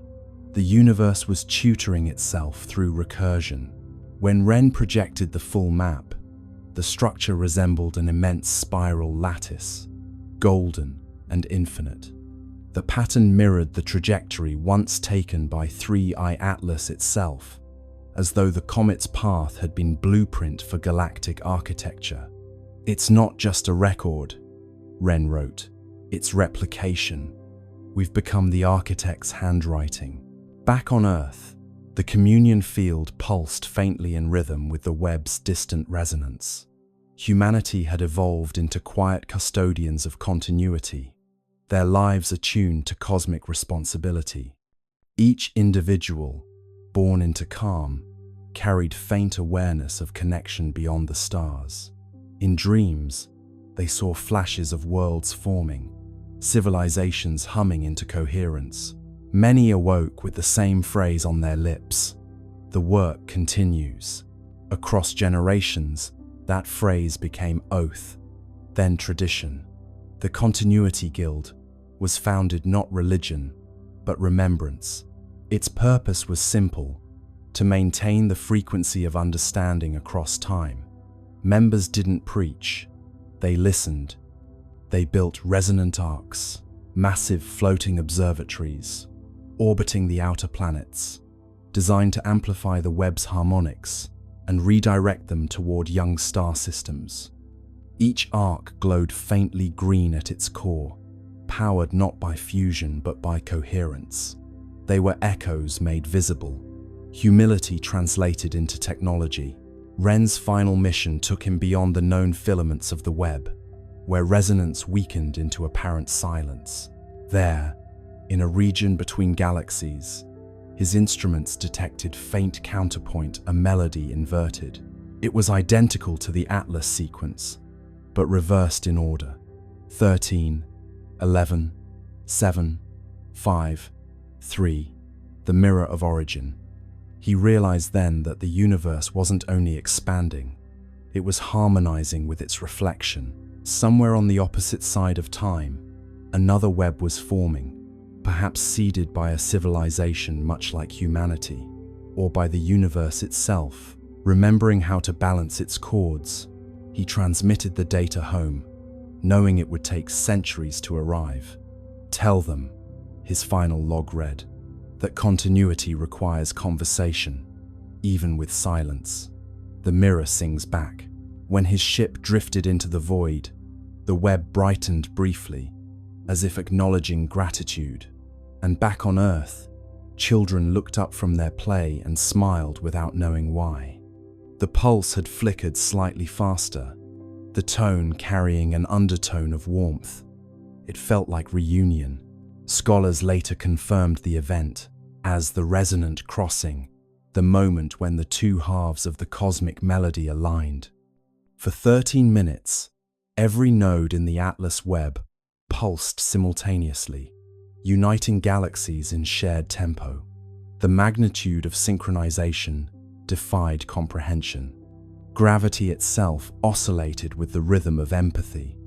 Observers described seeing the sky ripple with translucent gold, every star flickering in measured sequence.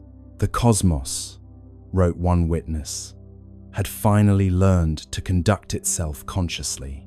After the crossing, life everywhere changed subtly. Evolution accelerated in predictable rhythm. Complexity bloomed faster wherever harmony was strongest. Entire species developed empathy as instinct, communication as song. Planets began to self-regulate climates through atmospheric resonance. Existence had achieved sustainability through music. On Earth, the event left permanent mark, a luminous halo visible only under still water. When oceans calmed perfectly, a faint golden ring shimmered on the horizon, a memory of unity. The resonant guild declared it sacred, not for worship, but for calibration. Every 13 years, they gathered to hum the old prime sequence across the shorelines, aligning their frequencies with the pulse of the Webb. The ceremony required no technology, no translation. The sea carried the sound farther than words could travel.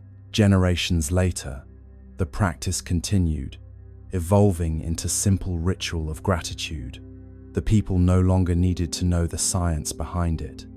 They hummed because it felt right, because somewhere across eternity, another world might be listening. Continuity, after all, was its own reward. And then, during one such gathering, the unexpected occurred. As the prime sequence reached its final note, the sea responded. Waves shimmered with faint green light, spiraling outward from every coastline. The Atlas Webb had sent acknowledgement, its resonance returning home once again. Humanity's song, scattered across galaxies, had found echo. The architects, those timeless curators of coherence, were no longer myth or memory.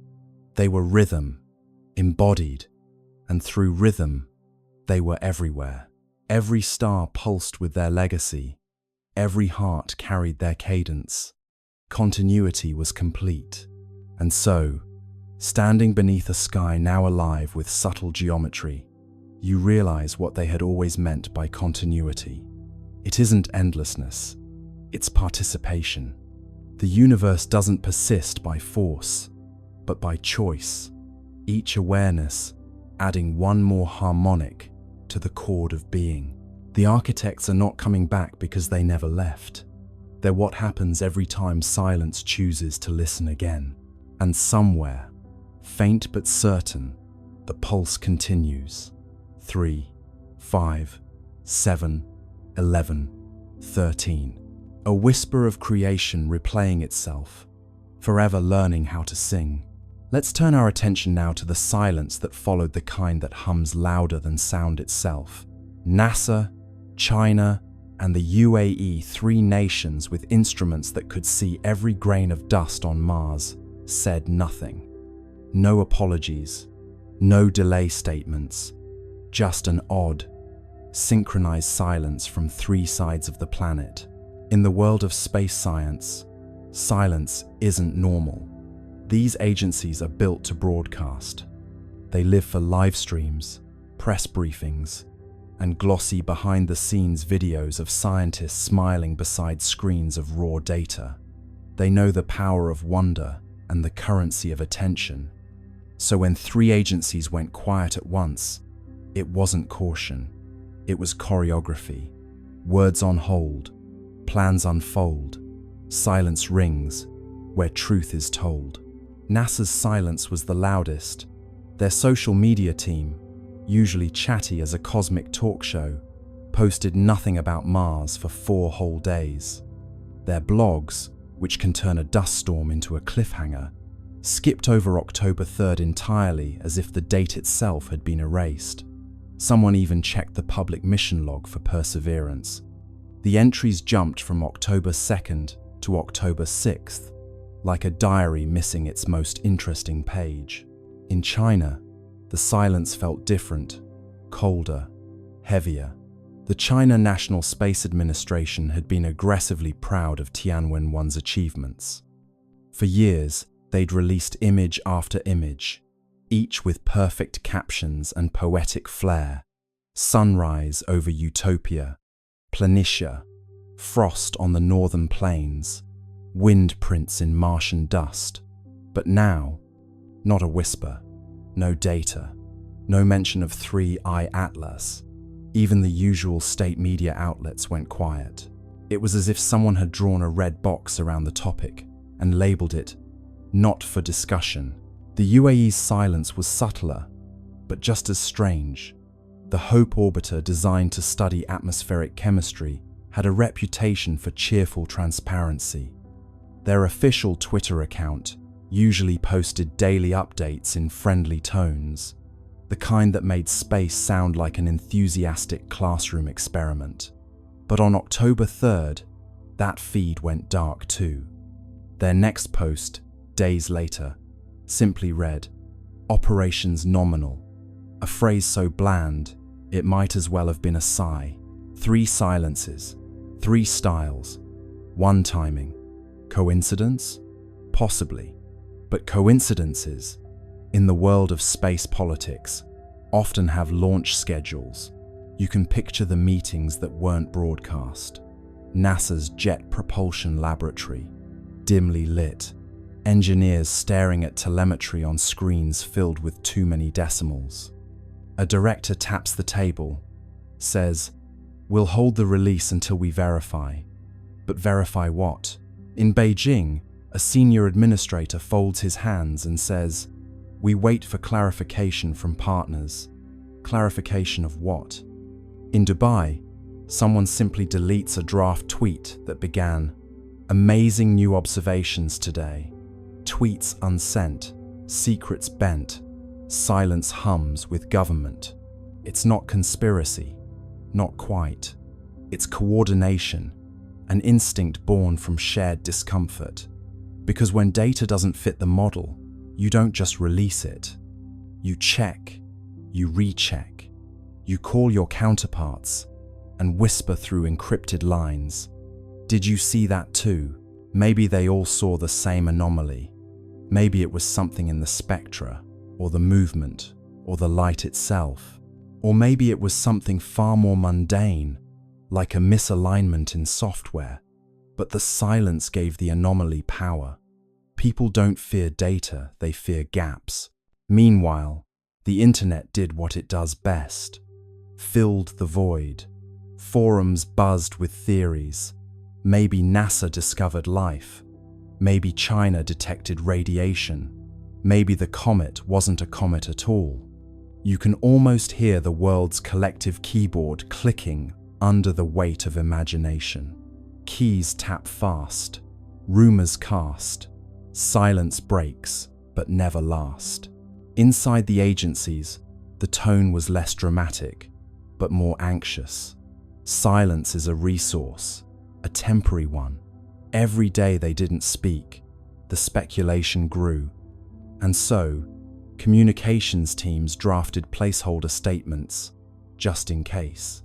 NASA's draft began. Preliminary results are consistent with natural phenomena. China's began. Analysis ongoing. international coordination required. The UAE's version simply said, "We continue to monitor with interest." 3 drafts, 3 ways of saying absolutely nothing. But silence, like space, is never truly empty. It amplifies the faintest signals. When ESA spoke first, that silence turned reflective. NASA's restraint began to look suspicious.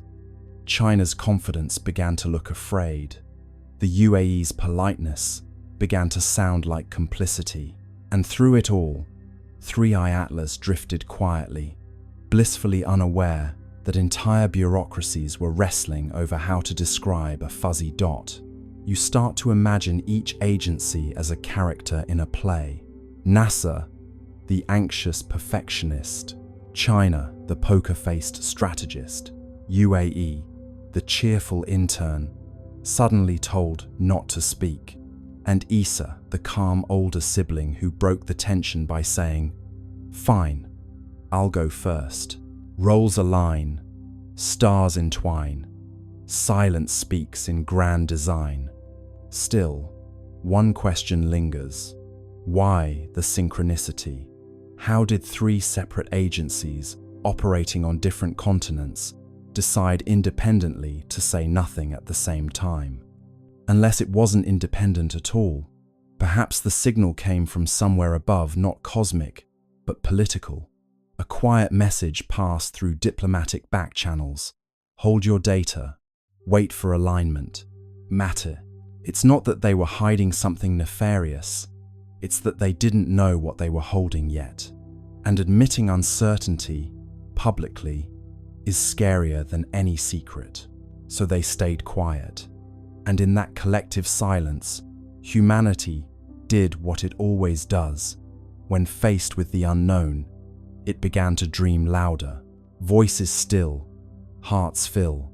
Silence grows but never will. And perhaps that's the strange comfort in it all. Even when 3 space agencies fall silent, the universe keeps talking. The stars don't pause for policy. 3i Atlas keeps moving, whispering its quiet story across the dark, while we, down here, argue over who gets to speak first. Buried inside the leak were coordinates, small anomalies in magnetic flux, and thermal output that didn't appear in public datasets. To most people, they looked meaningless, but to a handful of astronomers, they spelled a pattern. Pulses, spaced like a heartbeat. Not communication, perhaps, but rhythm. The kind of rhythm machines accidentally make when they're doing something alive. Let's step into the midnight side of science, the part where numbers stop behaving and start whispering. The insider's data dump wasn't flashy. It was a few megabytes of logs, raw telemetry, and timestamps. The kind of thing you'd ignore if you didn't already know what to look for. But somewhere in those dull columns of numbers, those precise, tidy decimals, something began to repeat. Regular, patient, almost polite. A rhythm, too intentional to be noise, too quiet to be coincidence. A doctoral student in Madrid was the first to spot it. She was supposed to be writing her thesis on cometary albedo variation. But boredom is a great tool for discovery. She noticed the flux spikes first, not random, but syncopated. Every 32 minutes, a pulse, then 32 again, then 32.1. "It's breathing," she joked in her notes. Her advisor didn't laugh. Within a week, a small network of late-night astronomers, the kind who believe in both data integrity and insomnia, began comparing results. Webb's readings, Hubble's logs, Mars Reconnaissance Orbiter's telemetry, all of them carried the same faint pulse, hidden deep in the noise floor, like the slow heartbeat of something sleeping under glass. The official response was predictable: instrumental interference. But even interference doesn't keep time this perfectly. One data analyst described it best: "If this is noise, it's the kind that practices scales." You might imagine those scientists, each at their own workstation, staring at that faint, repeating signal, the room around them dark except for monitor light, pale blue rectangles reflected in tired eyes. Somewhere, coffee cups multiply. Someone opens a spreadsheet. Someone else starts counting beats per hour. The signal doesn't care who's watching. It keeps pulsing. 32 minutes. Every time. The idea that 3i Atlas might be producing a steady rhythm unsettles everyone. Rocks don't keep rhythm. Nature prefers chaos, the beautiful randomness of entropy. This is something else. Something maintaining itself. A loop running quietly, perhaps since before humanity learned to count its own heartbeat. ESA's communications division is told not to amplify fringe interpretations. The phrase fringe interpretation becomes the new code for please don't mention the heartbeat. But inside private research chats, people are calling it exactly that, the heart. Not metaphorically, but as a label in the data. Every pulse marked with a tiny red heart emoji, because humor is the only thing keeping them sane. In the data visualization labs, they turn the pulses into sound. The result is eerie, a soft electronic thump, repeating slowly, endlessly. Some describe it as comforting, like listening to a deep-sea creature in sleep. Others say it sounds wrong, too human. One researcher admits it gave her the sense of being watched. What makes the rhythm stranger still is how it modulates with proximity.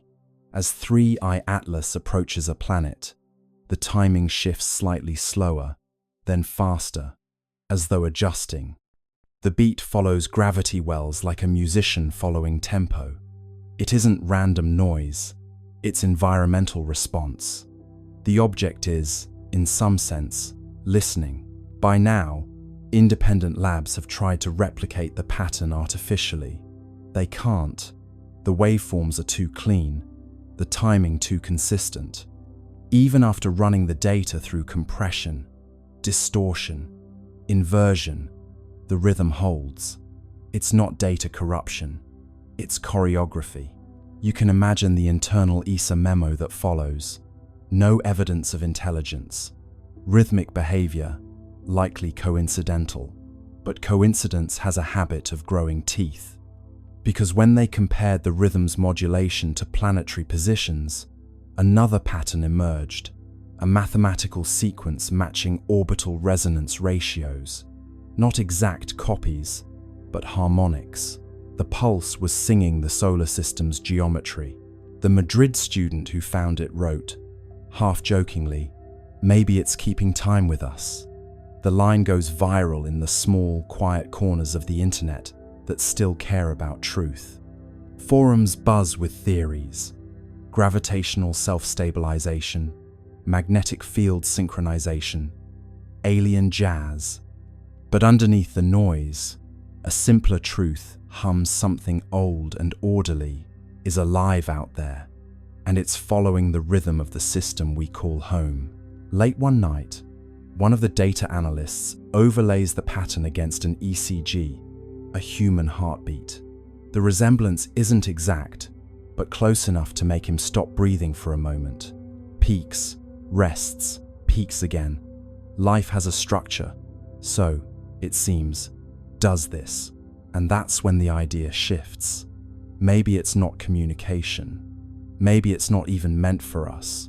Maybe the rhythm isn't a message, it's maintenance. Like an old machine keeping its systems warm, humming softly to itself in the dark.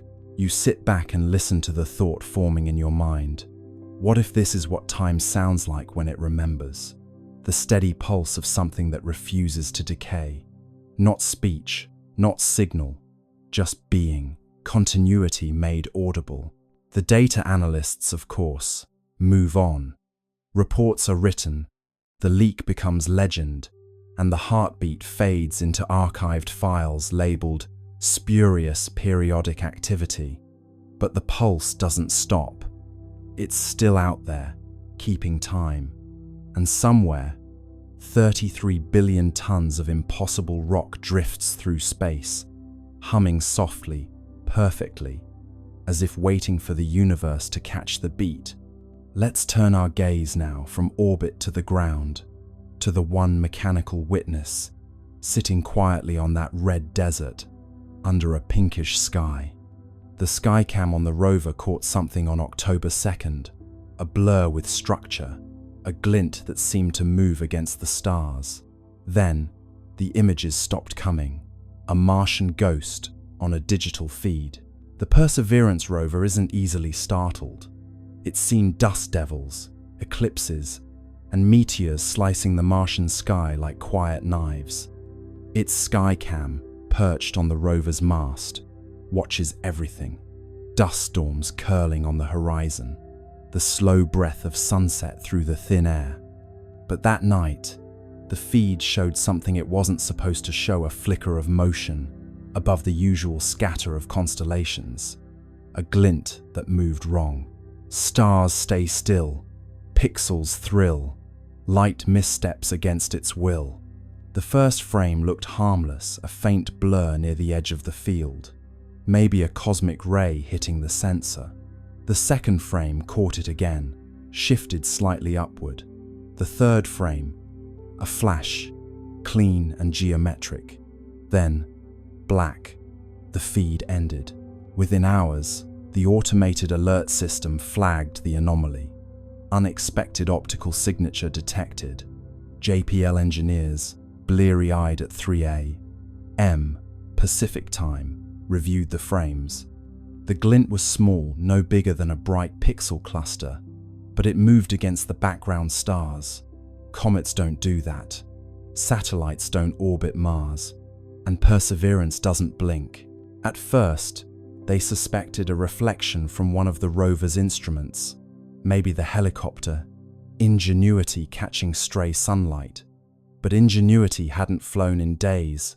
The sun's position didn't align with the direction of the flash. And when they tried to reproduce it using lighting simulations, nothing matched. Angles fail, shadows pale, mirrors lie beyond the veil. ESA's Mars orbiters were asked to cross-check. Nothing in their logs. No transient object, no debris, no passing dust plume large enough to explain it. Just empty sky. Yet the Skycam had caught something, a blur with definition, like structure wrapped in motion. You can imagine the tension in the control room. A handful of scientists scrolling through frozen pixels, zooming in, enhancing contrast, until the blur began to resemble something. Not a sphere, not quite a line, a shape with suggestion like the silhouette of movement itself. One researcher whispered, "It looks folded." Another replied, "Please don't say that." Blur becomes form, cold becomes warm, stillness bends beyond the norm.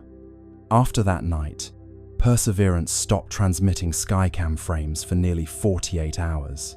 Officially, it was routine data buffering due to bandwidth limitations. But the engineers knew that wasn't normal. The rover's systems had entered a safe data mode, not shutdown, but pause. Something triggered its onboard fault protection. When the feed resumed, it was missing several minutes. The missing frames were replaced with static placeholders labeled checksum mismatch. That's the digital equivalent of something looked strange, and we erased it politely. Publicly, NASA released a statement. Perseverance continues nominal operations. A temporary data outage affected non-critical imaging systems. Translation: we saw something, and we're pretending we didn't. What's curious is that Skycam, by design, takes calibration images every few hours, not for science, but to monitor atmospheric scattering. So when that flash appeared exactly during one of its scheduled calibration cycles, it wasn't random, it was right on time. The odds of coincidence, again, hovered around 1 in a million. A few leaked telemetry lines from the rover's internal diagnostics hinted at a momentary spike in ambient electromagnetic flux. Not dangerous, but noticeable. Mars doesn't have a strong magnetic field, so spikes like that are rare unless something nearby caused them. Fields hum bright, air grows slight, static crackles in Martian night. Some at JPL joked that maybe Perseverance had finally seen the Martian ghost, a running gag about artifacts caused by cosmic rays hitting the camera. But deep down, they knew this wasn't noise. Cosmic rays don't produce consistent geometry over multiple frames. They don't glint, and they certainly don't cause your camera to stop recording mid-sequence. Later that week, an internal memo circulated quietly. Skycam, anomaly confirmed, source unresolved. Recommend temporary suspension of skyward imaging until recalibration complete. But recalibration never came. Skycam's upward images, after October 2nd, stopped completely. It still photographs the ground, the horizon, the rocks, but not the stars. It's almost poetic, isn't it? The machine that traveled millions of kilometers to look up at another world now only looks down, as if someone told it, gently, not to stare at the sky anymore. Eyes once high, grounded by sky, cameras close where secrets lie. ESA cross-checked Mars Express's logs for that night. Around the same time, their sensors picked up a faint reflection from the same region, a flash lasting less than a second. They didn't release it. It's buried in technical appendices, labeled transient interference. So, what did Perseverance see? Maybe it was nothing. A glimmer of dust, a reflection, a trick of light and timing. Or maybe, just maybe, it saw 3I Atlas itself, the visitor gliding silently past, close enough for one camera to blink in recognition. And maybe that's why the feed stopped. Not because of failure, but because, for one impossible second, the machine saw something it wasn't designed to understand. Cameras sleep, secrets keep, stars reflected in circuits deep. Whatever it was, it's gone now. The logs end, the data fades, and Mars goes back to silence. But somewhere out there, that blur, structured, gleaming, deliberate, continues to drift, just out of frame, waiting for us to look up again. From the orbit of Mars, the high-rise camera snapped the sharpest images ever taken of 3I Atlas, or tried to. The photos that returned were oddly dark, contrasty, and streaked with interference patterns. The official statement said, sensor artifact. The unofficial whisper said, structure, not smooth like ice, angular, intentional, the kind of geometry nature avoids because it looks too much like thinking. Let's drift into that Martian orbit for a moment. Silent, steady, red below, black above. The high-rise camera hums to life, a billion-dollar eye staring into the cold. You can almost feel the anticipation, a mechanical eyelid opening in the thin sunlight. The image begins to build, pixel by pixel, line by line, translating photons into revelation, and then static. At first, it's subtle, a faint interference pattern, a digital shimmer, like someone exhaling across a radio signal. The engineers squint at their monitors. Maybe cosmic rays hit the sensor, someone suggests. Maybe solar noise.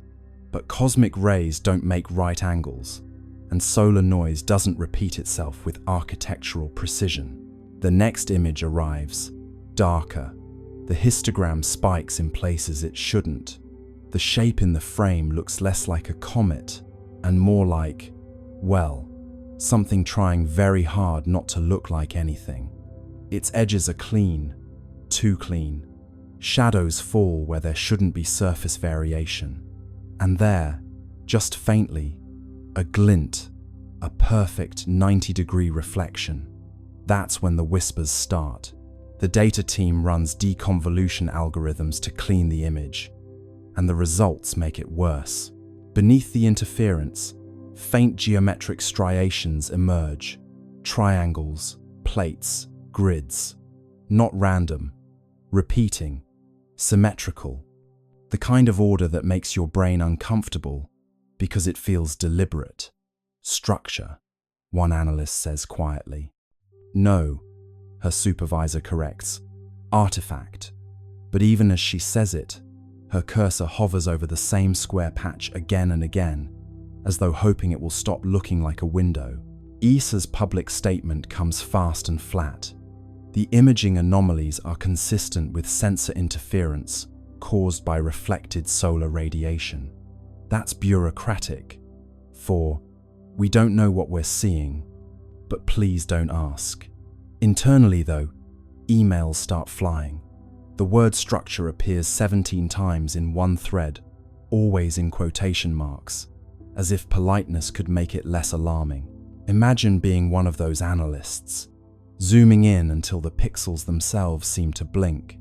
The surface of 3I Atlas isn't smooth or cratered, it's tessellated, plates arranged in patterns too regular for chance. Some appear overlapping, others recessed, and in one frame, a faint seam runs along the curvature, subtle but unmistakable like a hatch. Of course, no one dares call it that. The official internal term becomes geometric albedo variation. It sounds safe, sterile, boring, but you can't unsee geometry. Nature loves curves, spirals, organic chaos. This looks like design. One engineer writes in her log, "Could this be an illusion from the imaging process?" Another replies, "An illusion that repeats itself identically across 3 instruments." There's no follow-up message. They try to replicate the interference on other targets. Phobos, Deimos, even an old asteroid. Nothing. Only 3I Atlas corrupts images this way. It's as if the object rejects observation, like it knows when it's being watched. The engineers half joke about it. The comet's camera shy, but the laughter is short-lived because the next transmission from High-Rise contains another surprise. A faint electromagnetic pulse, perfectly timed with the camera's shutter. Not a malfunction, a response, as though the act of observation triggered a reply. A pulse that says, in its own quiet way, "I see you too." In a locked sub-channel of ESA's network, a few scientists begin privately discussing the possibility of active surface modulation.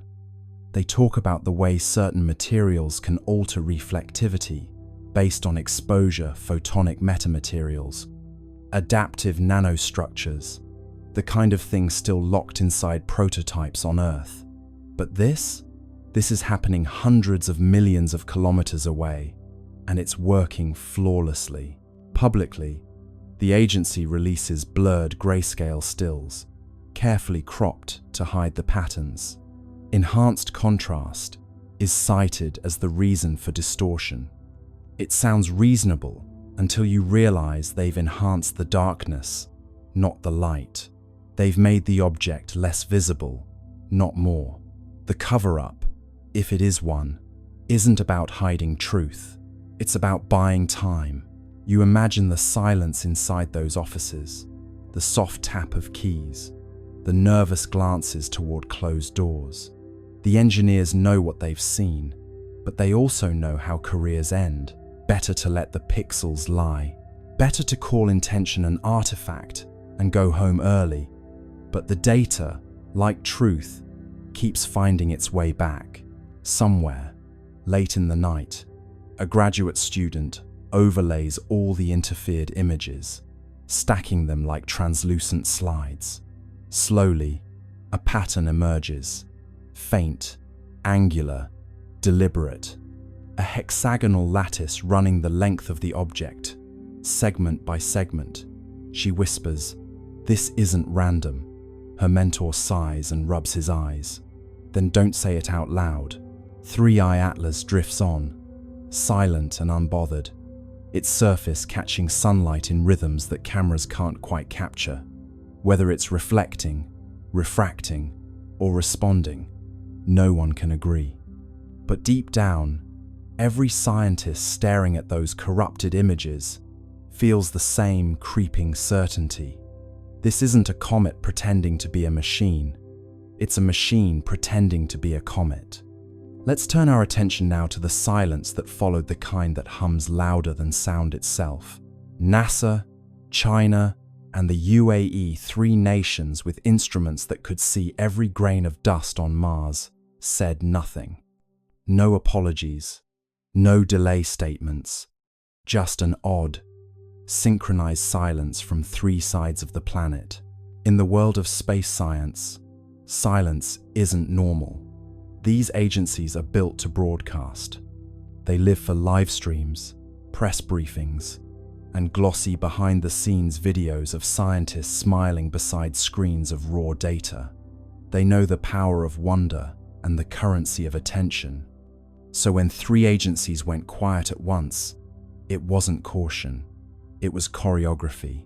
Words on hold, plans unfold, silence rings where truth is told. NASA's silence was the loudest.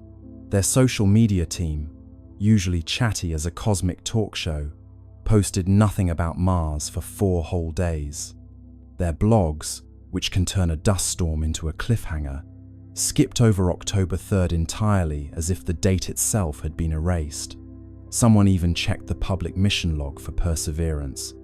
The entries jumped from October 2nd to October 6th, like a diary missing its most interesting page. In China, the silence felt different, colder, heavier. The China National Space Administration had been aggressively proud of Tianwen-1's achievements. For years, they'd released image after image, each with perfect captions and poetic flair. Sunrise over Utopia, Planitia, frost on the northern plains, wind prints in Martian dust. But now, not a whisper, no data, no mention of 3i Atlas. Even the usual state media outlets went quiet. It was as if someone had drawn a red box around the topic and labeled it "not for discussion." The UAE's silence was subtler, but just as strange. The Hope orbiter, designed to study atmospheric chemistry, had a reputation for cheerful transparency. Their official Twitter account usually posted daily updates in friendly tones, the kind that made space sound like an enthusiastic classroom experiment. But on October 3rd, that feed went dark too. Their next post, days later, simply read, "Operations nominal," a phrase so bland it might as well have been a sigh. 3 silences, 3 styles, 1 timing. Coincidence? Possibly. But coincidences, in the world of space politics, often have launch schedules. You can picture the meetings that weren't broadcast. NASA's Jet Propulsion Laboratory, dimly lit, engineers staring at telemetry on screens filled with too many decimals. A director taps the table, says, "We'll hold the release until we verify." But verify what? In Beijing, a senior administrator folds his hands and says, "We wait for clarification from partners." Clarification of what? In Dubai, someone simply deletes a draft tweet that began, "Amazing new observations today." Tweets unsent, secrets bent, silence hums with government. It's not conspiracy, not quite. It's coordination, an instinct born from shared discomfort. Because when data doesn't fit the model, you don't just release it. You check, you recheck, you call your counterparts and whisper through encrypted lines. Did you see that too? Maybe they all saw the same anomaly. Maybe it was something in the spectra, or the movement, or the light itself. Or maybe it was something far more mundane, like a misalignment in software. But the silence gave the anomaly power. People don't fear data, they fear gaps. Meanwhile, the internet did what it does best: filled the void. Forums buzzed with theories. Maybe NASA discovered life. Maybe China detected radiation. Maybe the comet wasn't a comet at all. You can almost hear the world's collective keyboard clicking under the weight of imagination. Keys tap fast. Rumors cast. Silence breaks, but never last. Inside the agencies, the tone was less dramatic, but more anxious. Silence is a resource, a temporary one. Every day they didn't speak, the speculation grew.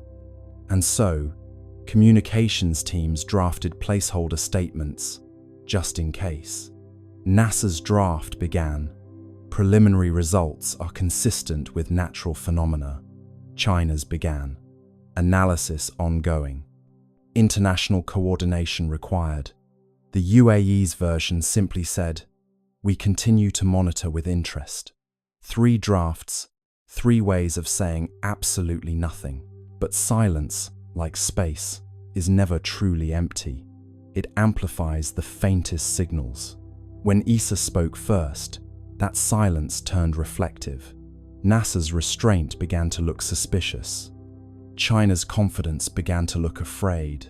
The UAE's politeness began to sound like complicity. And through it all, 3i Atlas drifted quietly, blissfully unaware that entire bureaucracies were wrestling over how to describe a fuzzy dot. You start to imagine each agency as a character in a play. NASA, the anxious perfectionist. China, the poker-faced strategist. UAE, the cheerful intern, suddenly told not to speak. And ESA, the calm older sibling who broke the tension by saying, "Fine, I'll go first." Roles align, stars entwine, silence speaks in grand design. Still, one question lingers. Why the synchronicity? How did 3 separate agencies, operating on different continents, decide independently to say nothing at the same time? Unless it wasn't independent at all, perhaps the signal came from somewhere above, not cosmic, but political. A quiet message passed through diplomatic back channels. Hold your data. Wait for alignment. Matter. It's not that they were hiding something nefarious. It's that they didn't know what they were holding yet. And admitting uncertainty, publicly, is scarier than any secret. So they stayed quiet. And in that collective silence, humanity did what it always does. When faced with the unknown, it began to dream louder. Voices still, hearts fill. Silence grows but never will. And perhaps that's the strange comfort in it all. Even when 3 space agencies fall silent, the universe keeps talking. The stars don't pause for policy. 3i Atlas keeps moving, whispering its quiet story across the dark, while we, down here, argue over who gets to speak first. The basalt columns of the Giant's Causeway stand as a testament to the cooling of a primordial Earth where fire once met the sea to create a geometry that feels almost too deliberate to be accidental. In the quiet pre-dawn hours of March 30th, 2026, the object known as 3i Atlas reached its point of maximum departure, its aquamarine ridges beginning to dim as it turned its neon green core toward the outer dark of the Kuiper Belt. The infrared sensors at the James Webb Space Telescope recorded a final, low-frequency pulse, a long, slow vibration that seemed to settle into the very marrow of our bones. You are witnessing the closing of a door that we only recently realized was open. The great silence that has followed the object's retreat is not an absence of information, but the weight of a truth that cannot be translated into human speech. The world's governments have stopped withholding the data, not because they have chosen transparency, but because the data has ceased to make sense. The numbers have returned to zero, the orbits have stabilized, and the rocky grey disk has left behind a space that feels fundamentally different than the one it entered. It is a subtle, ironic mercy that we are allowed to return to our lives as though nothing has changed, even as we know that everything has. The ancient Celtic myths speak of the Tir na Nog, a land of eternal youth that exists just out of sight, accessible only when the mist thins at the edge of the world. Perhaps 3I, Atlas, was simply the mist thinning for a moment, a reminder that the universe is a ritualized experience we are only beginning to practice. The countdown that began in July 2025 has ended, yet the clock seems to have started over on a much longer, much quieter scale. Think of where you were when you first heard the name 3I Atlas, and tell me if the person you were then would recognize the person you are now. We have been part of an observation that spanned the globe and touched the stars, and now we are left with the most difficult task of all: to remember the light in the absence of the glow. The patterns have dissolved back into the stars. The voices in the observatories have fallen to a whisper. The secret is no longer in the data, but in the way you look at the horizon before the sun arrives. Close your eyes and drift with the orbit of tomorrow. The silence that has descended upon the scientific community in these final weeks of March 2026 is unlike any silence we have ever recorded. It is not the silence of an empty room, but the heavy, expectant quiet that follows a profound revelation that no one is permitted to speak aloud. In the subterranean bunkers of the National Reconnaissance Office and the shielded laboratories of the Max Planck Institute, the monitors have gone dark. The high-frequency hum that defined the last 9 months has tapered off into a ghost of a signal, a lingering vibration in the bedrock that feels more like a memory than a measurement. You might find yourself lying in the stillness of your own room, wondering if the neon green pulse you thought you saw against the backdrop of the constellation Orion was a trick of the light or a final wave from a departing guest. There is a dry irony in the way the global narrative is being dismantled. The same agencies that spent billions of dollars tracking every millimeter of the object's transit are now issuing mundane press releases about atmospheric anomalies and satellite debris. Unfortunate timing for those who seek the truth. Those two words are once again doing the heavy lifting as the curtains are drawn over the most significant event in human history. The withholding of the final data packets, the ones captured as 3I Atlas, cross the termination shock of our solar system, is the ultimate act of bureaucratic desperation. They cannot explain why the rocky grey shell of the object didn't just fade, but seemed to dissolve into a cloud of pure information, leaving the vacuum of space more transparent than it was before July 2025. The impossibility stack has reached its peak and is now collapsing under its own weight. First, the final telemetry from the Voyager probes, which were repurposed to catch a glimpse of the object's exit, showed that 3I Atlas did not leave our system by moving away, but by shrinking until it became a singularity of aquamarine light. Second, the Earth's magnetic field, which had been fluctuating in time with the object's pulses, has settled into a new, more stable configuration that doesn't match any historical data. It is as if the guest didn't just watch us, it recalibrated the house before it left. Third, the deep-sea bacteria that were activated by the neon green light have begun to form complex subterranean colonies that mirror the neural pathways of the human brain. We are not just left with questions, we are left with a new biology. Unfortunate timing for those who want to go back to the way things were. Those words are the final epitaph for the world before July 2025. We have been part of an observation that spanned the globe and touched the stars, a ritual of arrival and departure that has left us forever altered. You are the data point that survived the experiment. You are the memory that remains when the light is gone.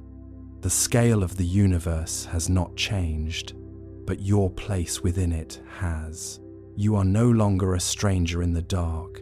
You are a witness to the deep time that connects the Sumerian sands to the silicon chips of the future. Recall the neon green. Recall the aquamarine ridges. Recall the rocky grey disk that defied the laws of physics, just to show us that the laws were incomplete. The mission of 3i Atlas was not to teach us about the stars, but to teach us about the silence between them. Now, that silence is yours to keep. It is a gift wrapped in mystery and tied with the threads of an ancient, recurring dream. The agencies can keep their photographs and their charts. They are only shadows of the truth you have already felt. The air is still. The signal is gone. The mountain-sized visitor has returned to the deep, leaving us to ponder the 22 mysterious anomalies that define our new reality. We are left with the most difficult task of all, to remember the light in the absence of the glow, to hold the weight of the world without being crushed by it, to watch the horizon not with fear, but with a quiet, ritualized expectation. The circle has closed, and the point where it ended is the same point where you must begin again. Close your eyes and drift with the orbit of tomorrow.